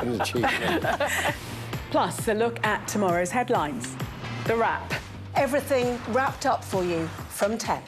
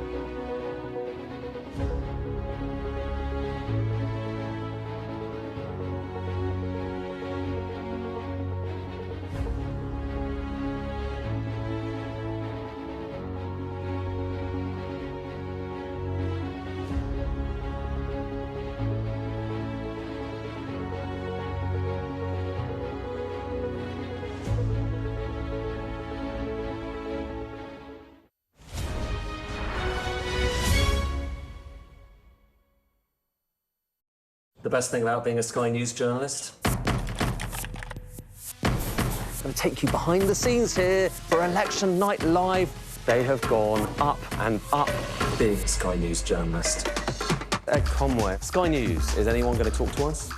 Mortgage rates did go up very sharply during your time in office. Here it is. First off, just the scale of what we're looking at. Our data shows it's been happening. Question is, why it hasn't been stopped.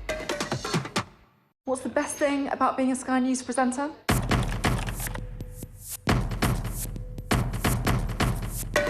We've done the work and the reading, so you don't have to. Being a Sky News presenter. Hello and welcome. Westminster, the heart of British politics. I'm so sorry about what happened to you. So what on earth is going on? It's not true. Can I tell you what I think? It's really unusual. Mornings with Richard and Frost. Let's crack on. Let's get started. Now, a play about police brutality by the late Black Panther star Chadwick Boseman has begun its UK run at Shakespeare's Globe Theatre in London. It's a fitting venue for a play which combines the influence of Shakespearean poetry with hip-hop theatre. And I'm very pleased to say, when I'm joined by Chadwick's brothers, Derek and Kevin. Guys, thanks so much for being with us, and good morning to both of you. Thank you for having us. Good morning. Thank you. Tell us about how you came to this project and why you decided to put it on.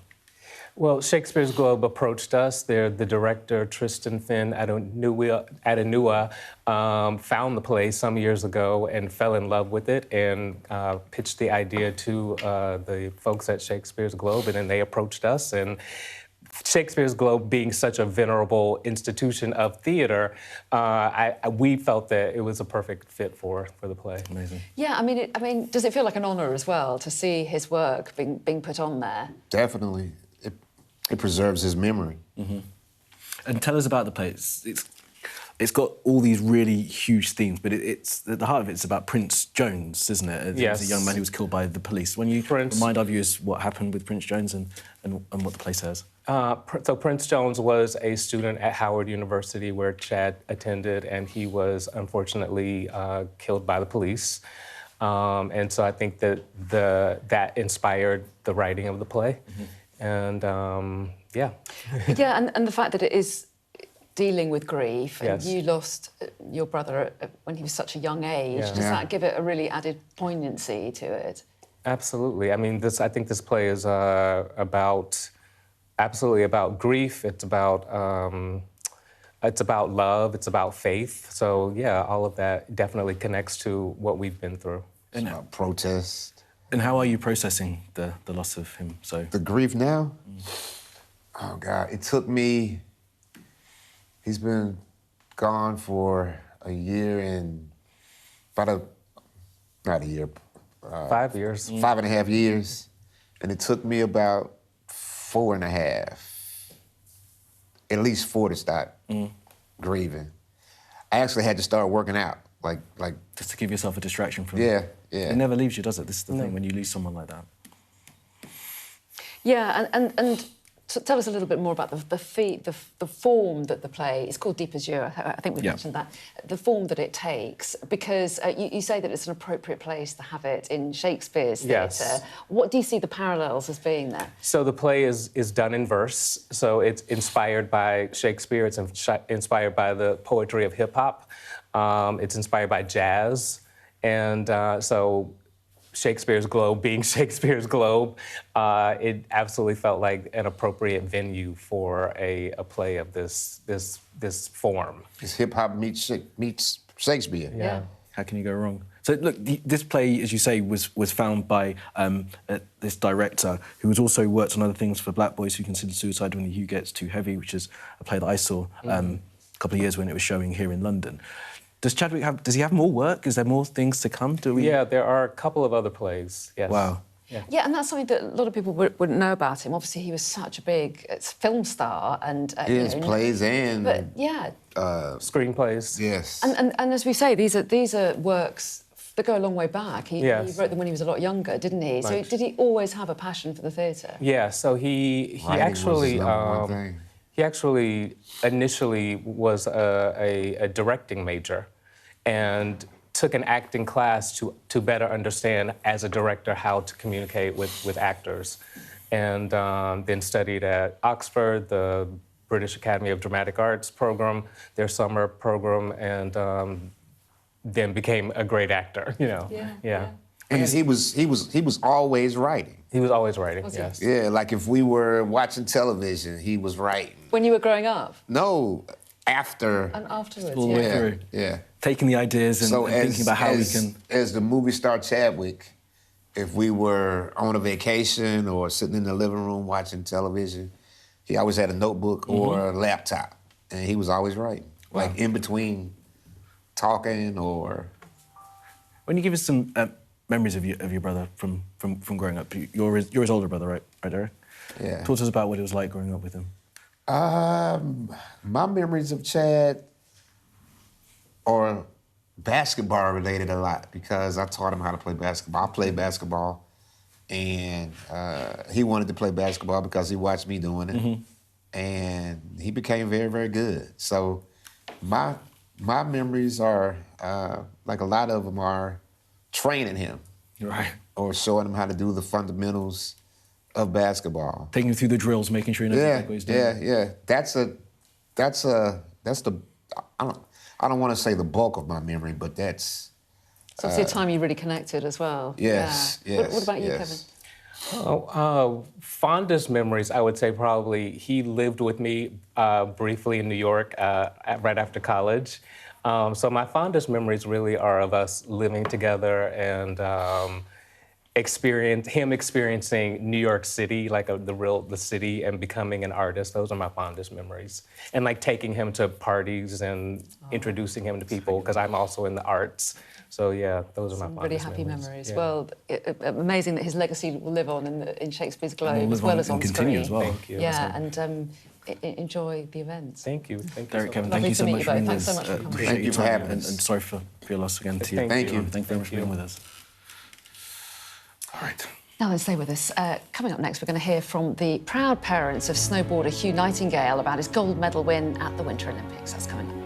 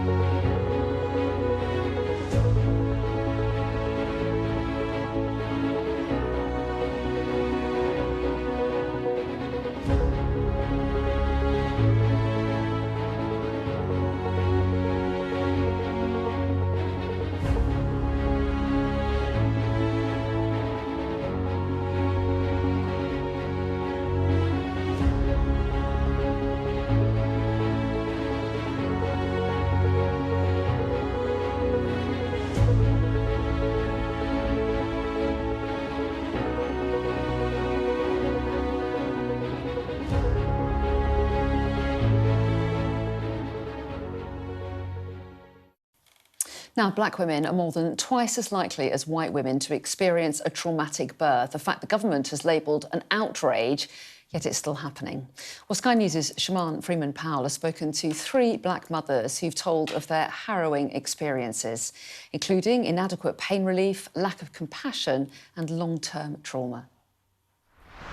Some of the stories were quite shocking. One of the women spoke about being told to shut up when she was screaming out in pain during labour. All of the women spoke about being ignored or being dismissed. And of course, Sky News has heard from so many different women from all different backgrounds who have shared their traumatic birthing experiences. The government itself has also acknowledged that far too many women from all kinds of backgrounds are experiencing unacceptable care. Now, in my full piece, we speak to Dr. Michelle Peter, who quite rightly points out that this is not about pitting women against each other. Maternity care should be safe and compassionate for all women, but it is about acknowledging that for black women, the stats are particularly stark. They're more likely to have serious complications, they're more likely to lose a baby, and more likely themselves to die during or after pregnancy too. But despite this, and despite being told time and time again that they're more at risk, the women I spoke to said they believed that the care they received still lacked compassion, feeling as though they were dismissed and feeling as if they had to tone themselves down in order to receive adequate care. So I suppose the point of this piece is to highlight that behind those statistics are real people, and these are their experiences. I was told by the midwife to shut up. I was in excruciating pain, down on all fours, clinging to the wall, asking for medication. There was no compassion, there was no, how are you? And then she put her hand over my mouth to basically say, be quiet. I was ignored, I was left for hours. I'm there screaming in pain, and I'm having nurses just walk past me and literally ignore me. I was so terrified in that moment because I realised that even if I ask for help and communicate that I'm struggling, no one's going to help. I tried to close my curtain, and the only thing she had to say was, you have to keep your curtain open. There was no, are you okay? Why are you crying? Are you in pain? Nothing like that whatsoever. It was very cold, and it was very dismissive environment.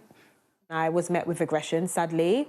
So, yeah, it felt really sad for me and disheartening. Am I going to come back to my children? You know, is my husband going to have to raise the children by themselves? These are the thoughts that I had. And I do, as soon as I find out I'm pregnant, I have these thoughts. Am I going to come home to my children? Well, I spoke to the government about this. Liz Kendall joined us earlier. Here's what she had to say.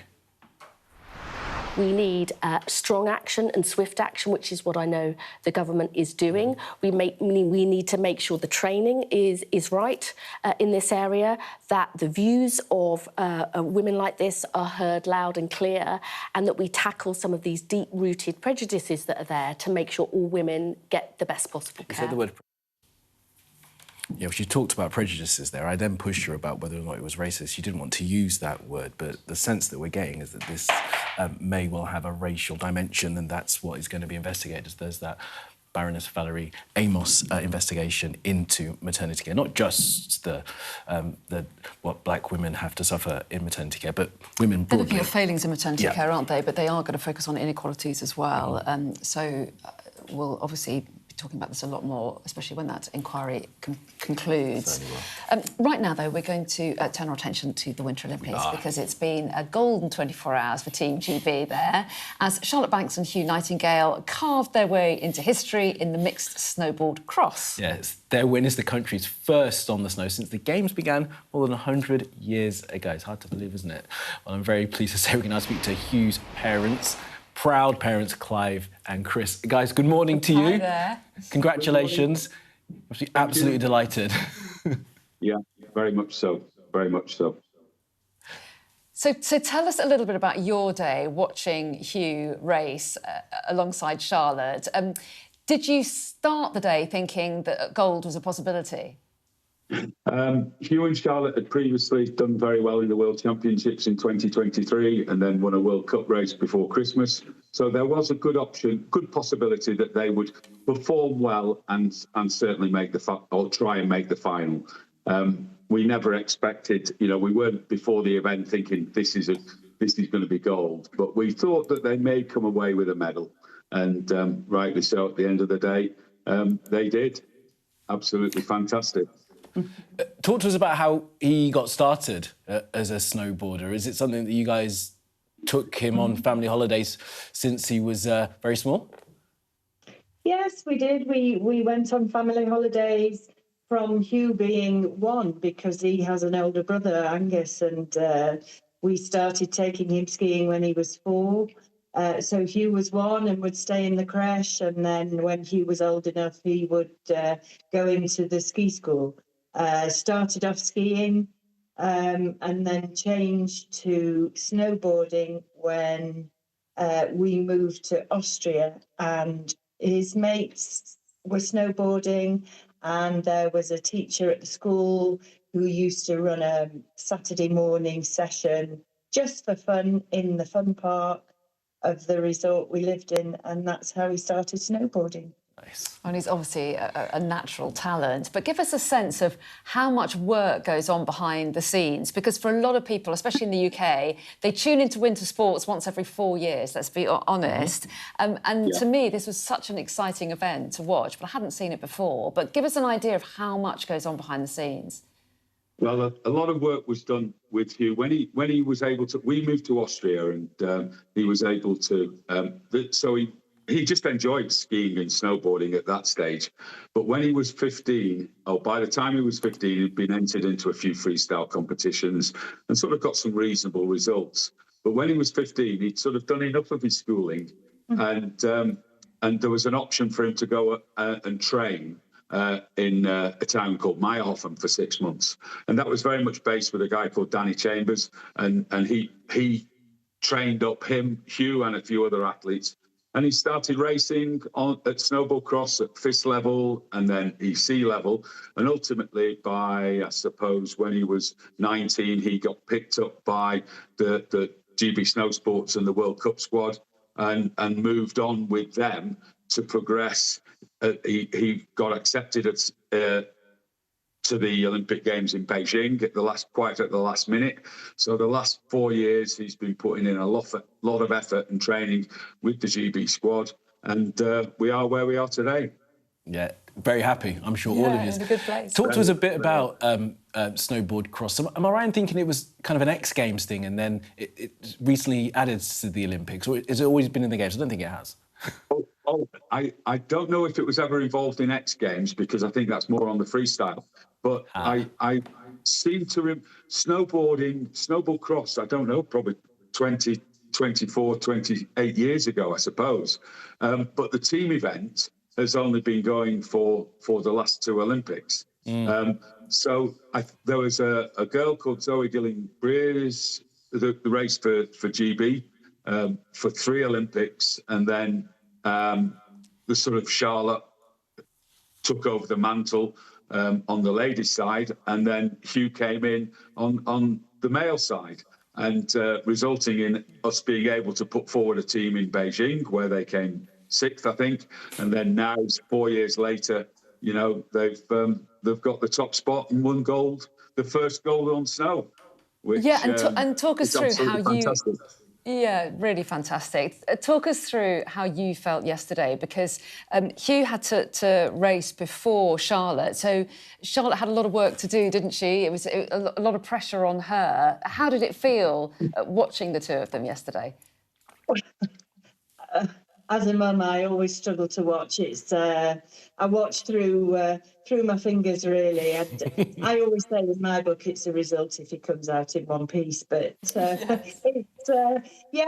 nerve-wracking, but it's a bit like a hair shirt. You've got to do it. But he has to give her the best possible chance. And in that first quarter final, he was a second behind. So we did wonder if she would be able to make up the time, but of course she did. And then in the following heats, then it was just hundredths of a second. So they stood a good chance. But at the start of the day, it's such an unpredictable sport. You never know what's going to happen. That's why it's so fun to watch. Look, not to pry too much into your family communications, but I presume you've spoken to him since he won the gold medal. What's he had to say? How's he feeling? Ecstatic is probably the right word. I think he had a very, very enjoyable evening last night in the centre of Livigno. We couldn't see him then, but we saw him straight after the win, or soon after the win, and of course congratulated him. And we're due to catch up with him about 2 o'clock in the here, our time, and then head back home for a few days. He's still got the rest of the season ahead of him. He's got a race in Turkey, a race in Austria, and then they fly out to Canada for the last 2 races of the season. Wow, it doesn't stop. stop. For the next World Cup races. I hope you managed some celebrations, you two yourselves, as well, while you're there. We did. Oh, yeah, and many more to come. There will be many more to come. Good to hear it. Well, thank you family. for getting up so We're a early big for us, family. then. Yeah. And enjoy the celebrations with him a little bit later on as well. He's done such a brilliant job. He must be so proud. Thank you both very much indeed for joining us this morning. We really appreciate it. Thanks for being with us, Clive and Chris. Thank you. Much appreciated. Bye-bye. Very, very proud parents. Yeah, amazing stuff. And a few proud parents after Team GB's golden day yesterday. Right, we're going to move on to another story now. We're going to talk about palliative care because almost 1 in 3 people in England die with unaddressed symptoms and without vital medical care. That's according to new research published by Marie Curie, the charity, showing that about 170,000 people in England every year spend their final days in pain without support. Yeah, it's a huge issue. Matthew Reid, Chief Executive of Marie Curie, is here with us now to talk a little bit more about this. So we're talking really about a new study looking into the state of palliative care. So how would you sum it up at the moment? Well, this is the first time we've understood exactly how many people are not getting the care they need at the end of their lives, and we were shocked at how big the numbers are. At Marie Curie, we get to hear every day about people who receive Marie Curie's care and from other charities who get good end-of-life care, and that's a wonderful thing. But this study shows that 170,000 people every year are not getting the care they need, unnecessarily dying in pain or alone or in an emergency department. And it doesn't need to be like that. And actually what's worse is it's about to get a lot worse.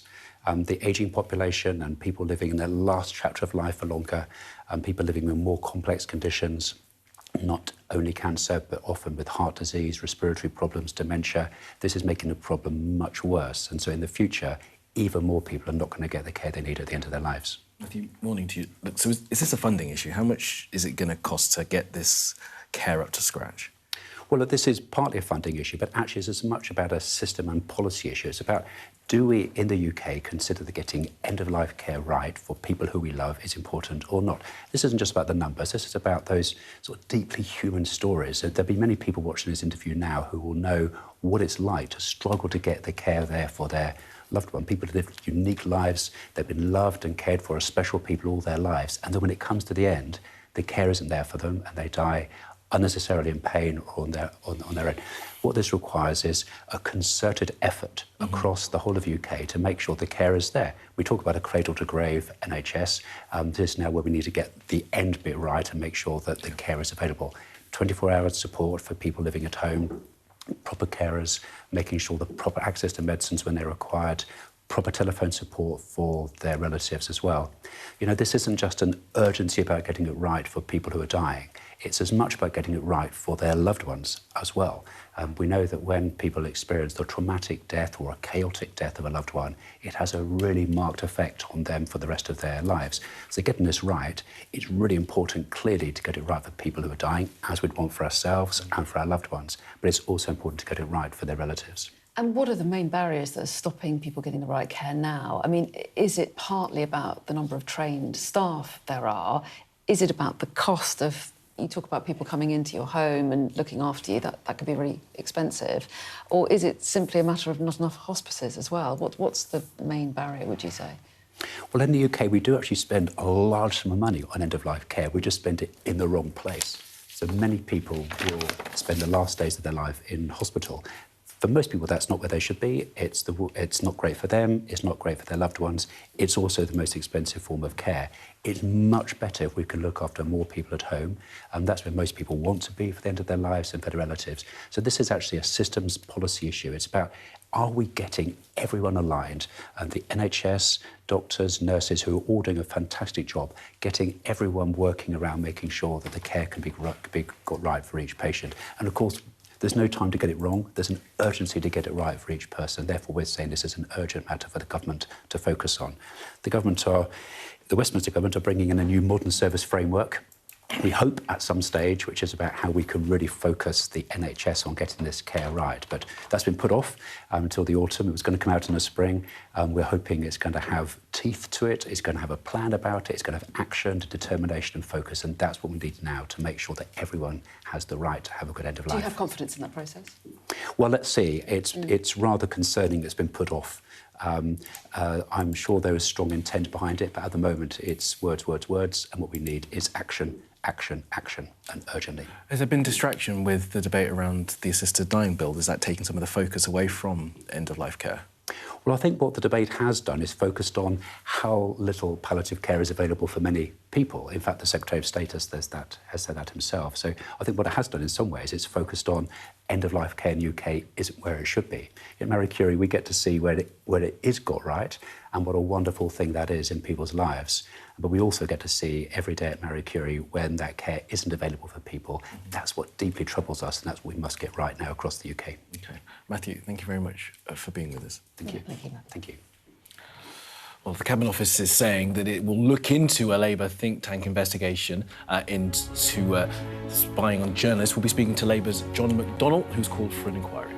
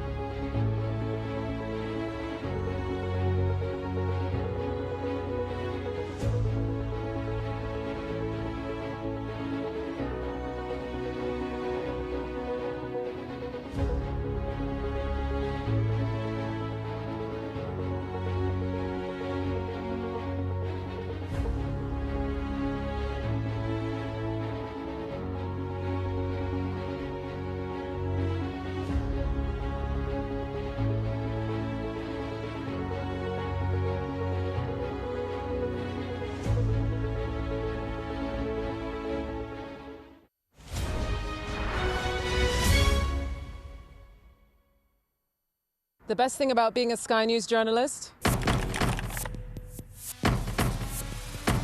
They call him the king of the jungle. Being a Sky News journalist. Yusra Al-Baghir has this report. And this is what's left of it. As a woman of colour, how did the Harris campaign speak to you? People risk their lives to speak to us for this report. Mr. Zuma, Sky News. We're trying to see as much as we can.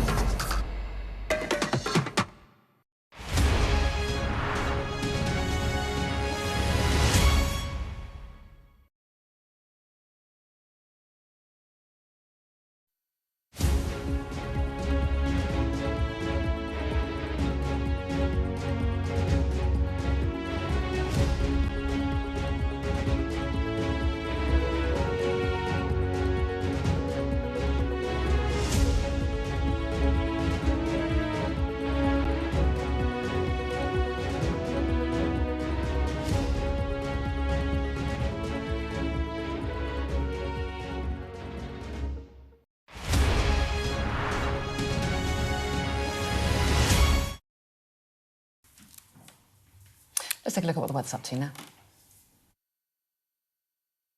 I hope we haven't forgotten anything. Travel insurance, I tick that box. Yeah, but remember what you forgot last year. All Clear Travel Insurance sponsors Sky News Weather. Well, the week ahead sees a return to cloudy and unsettled weather conditions, along with some wintry hazards. It's a chilly start this morning, with a risk of ice for eastern Scotland. Overnight, blustery showers will continue to feed in from the west, with sleet and snow over northern hills. That leads into a day of sunny spells and showers, some heavy with a risk of hail and thunder. Temperatures will be near normal in the south, but colder further north, with longer spells of rain and hill snow here. And the northerly winds will feed in colder air across Scotland and Northern Ireland through the afternoon. All Clear Travel Insurance proudly sponsors Sky News Weather. Now, many kids across the UK, including my own little 5-year-old, will be off school because it is half term. And while it's exciting for them, it's not so great for the parents. You're supposed to enjoy these things. Oh, yeah. So if you're trying to keep your kid entertained over the next couple of days, we might have some advice for you. Georgina Fuller, journalist and a mum of 3. Georgina, all the best to you for the days ahead. Morning to you. Any advice for how we can keep the little ones entertained for the next few days? I think this half term is one of the hardest because we're all still sort of reeling from Christmas and we're all broke from January. So I think the number one kind of advice is lower your expectations. That's what I try and do.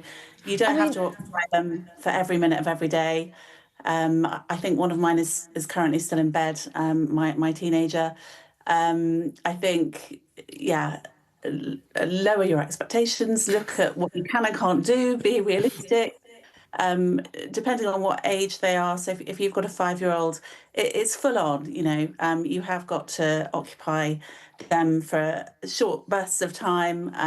Mine are at an age where I can say, right, this morning I'm going to be working for an hour, then we can go and take the dog out, we can go to the cafe, we can go into town. I can kind of outline what we can and can't do throughout the week, but sometimes it's hard to do that when they're little. So I try and do a kind of activity with them first and give them some attention before you set aside some time to work, if possible. So would you say don't be overly ambitious then? You know, sort of perhaps have one thing to do in the day, and it's actually okay if they hang around getting a bit bored or playing a few games at home. So you're saying we don't go to the zoo, we don't go to the soft play, we don't go to the theme park every single day. You would have to do all of those things. Well, I mean, depending on their age, like we try and do a couple of things throughout the week. So, you know, I'm going to London with my eldest one tomorrow. We're going to see a play together. There are lots of local activities around where we are. We're very lucky. You know, if you're London-based, there's lots of museums, there's lots of libraries, there's galleries, there's, you know, always something to do. But I don't think that you should feel that you have to do something every day. I think that everybody is tired. My children are shattered. It's been a long term. Everybody, you know, wants to sort of have a bit of downtime. I think now is not the time to demonise screen time. But I think as long as it's kind of an activity, a couple of activities during the week, depending on how old they are. But I don't think you have to feel that every day you've got to take them to the zoo. I don't think you've got to go to a theme park. I think, you know, 1 or 2 things during the week is fine. Those were for me, actually, the theme park and the zoo. Yes, I'm going to say you wouldn't actually take your son, would you? Go on your own. Right. Yeah. I mean, the problem with going out for the day is it can get expensive. I know that you can go to museums for free, which is something that's a fabulous thing in many parts of the country, but it's still, there are extras that cost money. The transport, the coffee that you have in the cafe, or whatever they have, bun or something, it all adds up, doesn't it? That's the problem, it gets expensive. It does. I mean, there are places, I think there's a number of restaurants, Bella Italia, there's a number of supermarkets, Morrison's, they do kids' meals for free. So you go out for lunch, you don't have to clear up, and they get to eat for free. So I think kind of look around Where we are, the cinema, I think on a Wednesday you get pizza. If you go with your child, you get a free pizza with every ticket.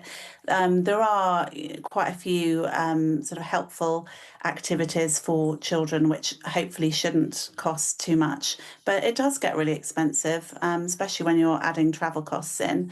I also do like play date swaps with friends. My sister has a daughter the same age, so we will alternate.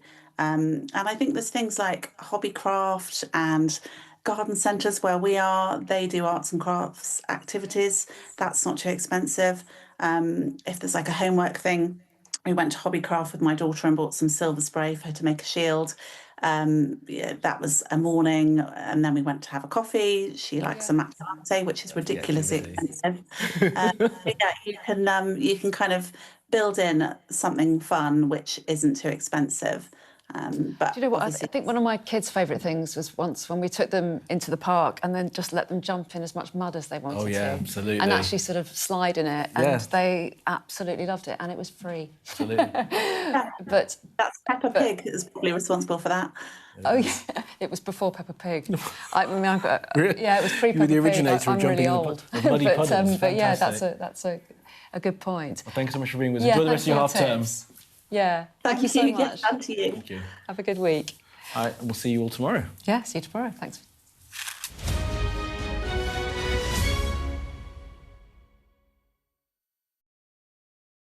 The best thing about being a Sky News journalist? I'm going to take you behind the scenes here for Election Night Live. They have gone up and up. Being a Sky News journalist. Ed Conway, Sky News, is anyone going to talk to us? Mortgage rates did go up very sharply during your time in office. Here it is. First off, just the scale of what we're looking at. Our data shows it's been happening. Question is, why it hasn't been stopped.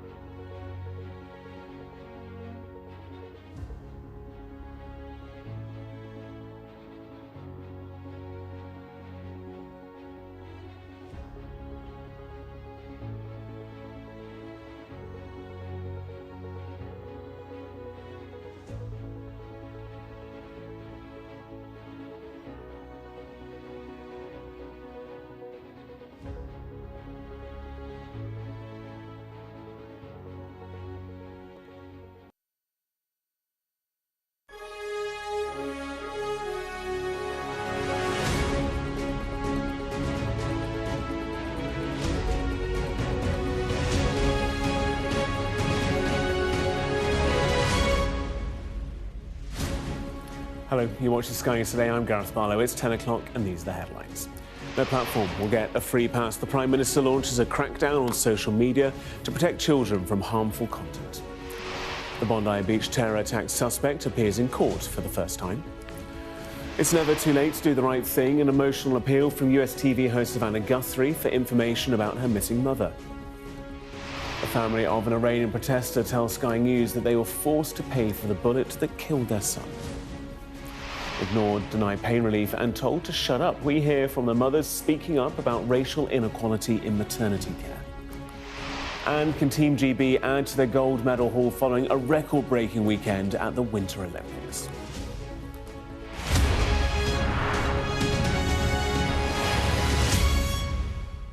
Very good morning. The government's announced a sweeping crackdown on tech firms to protect children online. It would include measures to remove harmful content created by AI and force chatbot providers to abide by rules in the Online Safety Act. Well, the Science and Technology Secretary, Liz Kendall, told my colleague, Bondi Melbourne, about the government and Ofcom and that they had to react to the fast-changing pace of social media. We know there are all sorts of concerns, and I would just say one thing, which is the technology is developing really, really fast. And I think the Online Safety Act, taking 8 years to pass this legislation and see it implemented, is too slow. We need to make sure we can constantly keep up to date with this, because that is what parents, families and young people need to keep them safe online. I am not a patient person. I want to act swiftly, but we need to do that in the right way, and that's what the Prime Minister will be announcing today. There have been attempts to try and bring in fines on some of these sites before. 4chan was fined $520,000 for failing to comply with the Online Safety Act, and it's just not going to pay. These are US-based sites. How are you going to pressurise these companies into actually complying with our laws? Let me just say, it is their responsibility. It may well be, act, but they're not doing it. And the Ofcom has powers not only to fine these companies up to 10% of their relevant worldwide revenue, but also, if they repeatedly refuse to obey the law of the land, they can block them. That is what we said when Grok was spreading awful sexualised pictures of women and children. They changed. We'll be vigilant on it.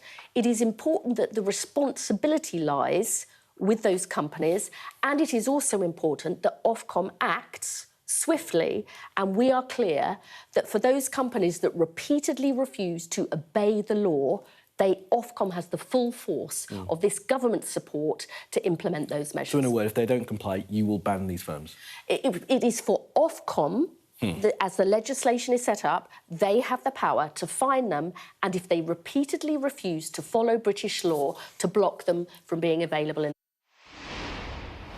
Let's bring in our political correspondent, Lucy McDade. And Lucy, we're expecting to hear from the Prime Minister shortly later this hour, also speaking to this topic. What do we expect to hear from Downing Street? Well, we've got an announcement today in two parts, really, from the government. Some of it, what we've heard before, but others outlining more detail about what will be in this consultation. So back in January, the government said it would consult on a possible social media ban for under-16s. Today, we've got a bit more detail on what else they will consult on. So they will look at possible restrictions on young people doom scrolling, so where these days you can scroll and scroll for hours and have an endless stream of material. Also, the use of autoplay on social media sites, and also possible restrictions on VPNs. So where we're seeing at the moment, young people can use these VPNs to forego age restrictions on pornographic content, for example. I think what Keir Starmer will make very clear, though, is that while this is a consultation, his government is also, he will want to say, taking immediate action. And today they are announcing that they will further crack down on AI chatbots. Now, one of the most prominent examples of an AI chatbot is Grok, which was on X. We saw a huge political row earlier this year over that chatbot Grok producing nude images without consent. So the government today is saying that it will amend the Crime and Policing Bill to make those AI chatbots responsible for illegal content. So effectively, you'll be able to crack down on those companies when they produce it. When it comes back to this social media ban, Keir Starmer, other ministers have been under growing pressure pressure from MPs in their own party to come forward with an outright opinion on it. Last month, we saw the Lords overwhelmingly back a ban for under-16s. Earlier on Sky News, we heard from Lord John Nash, a former schools minister, sponsoring that. He said today that actually the government needs to go much quicker on this and has the means to do so. They're now trying to big up this announcement in relation to my amendment and the consultation on the basis that it will be quick. But we know that consultations often aren't quick. For instance, the Gender Identity in Schools consultation, which closed 2 years ago, has only just come up with the actions on that. And that was only because we called them out on this during this debate. So we just don't know how long this will take. The Prime Minister has today said he'll take the time necessary to come to the right answer. Whereas they have the opportunity, if they want to do this quickly, to vote for my amendment when it comes into the Commons in a few weeks' time.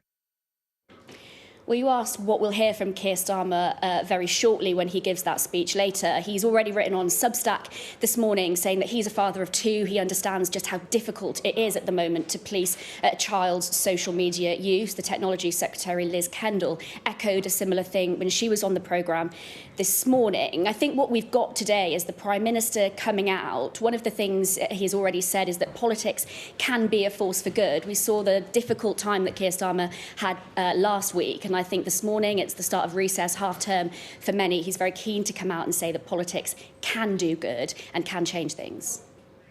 Lucy, really good to have you with us. Plenty more on that story on the Politics Hub live blog on the Sky News website and Sky News app. We'll also hear from the Prime Minister shortly, and as we do so, we'll bring it to you here on Sky News. Now then, a man accused of killing 15 people at a Hanukkah celebration on Sydney's Bondi Beach has appeared in court for the first time. Naveed Akram briefly appeared via video link from prison to confirm that he understood the charges against him while wearing prison greens with a shaved head and long stubble. Akram and his father, Sajid, are accused of opening fire on members of the Jewish community who are celebrating Hanukkah at the famous beach. Sajid was killed at the time, while Akram will appear again in March for another process hearing. Our correspondent, Nicole Johnston, has the latest from Sydney. It was a very brief appearance. It's notable because it is the first one. It was via video link. Akram, he's not in Sydney. He's at a maximum security prison outside of Sydney in a place called Goulburn. And it was all a bit strange, really, because his lawyer had said that he didn't need to appear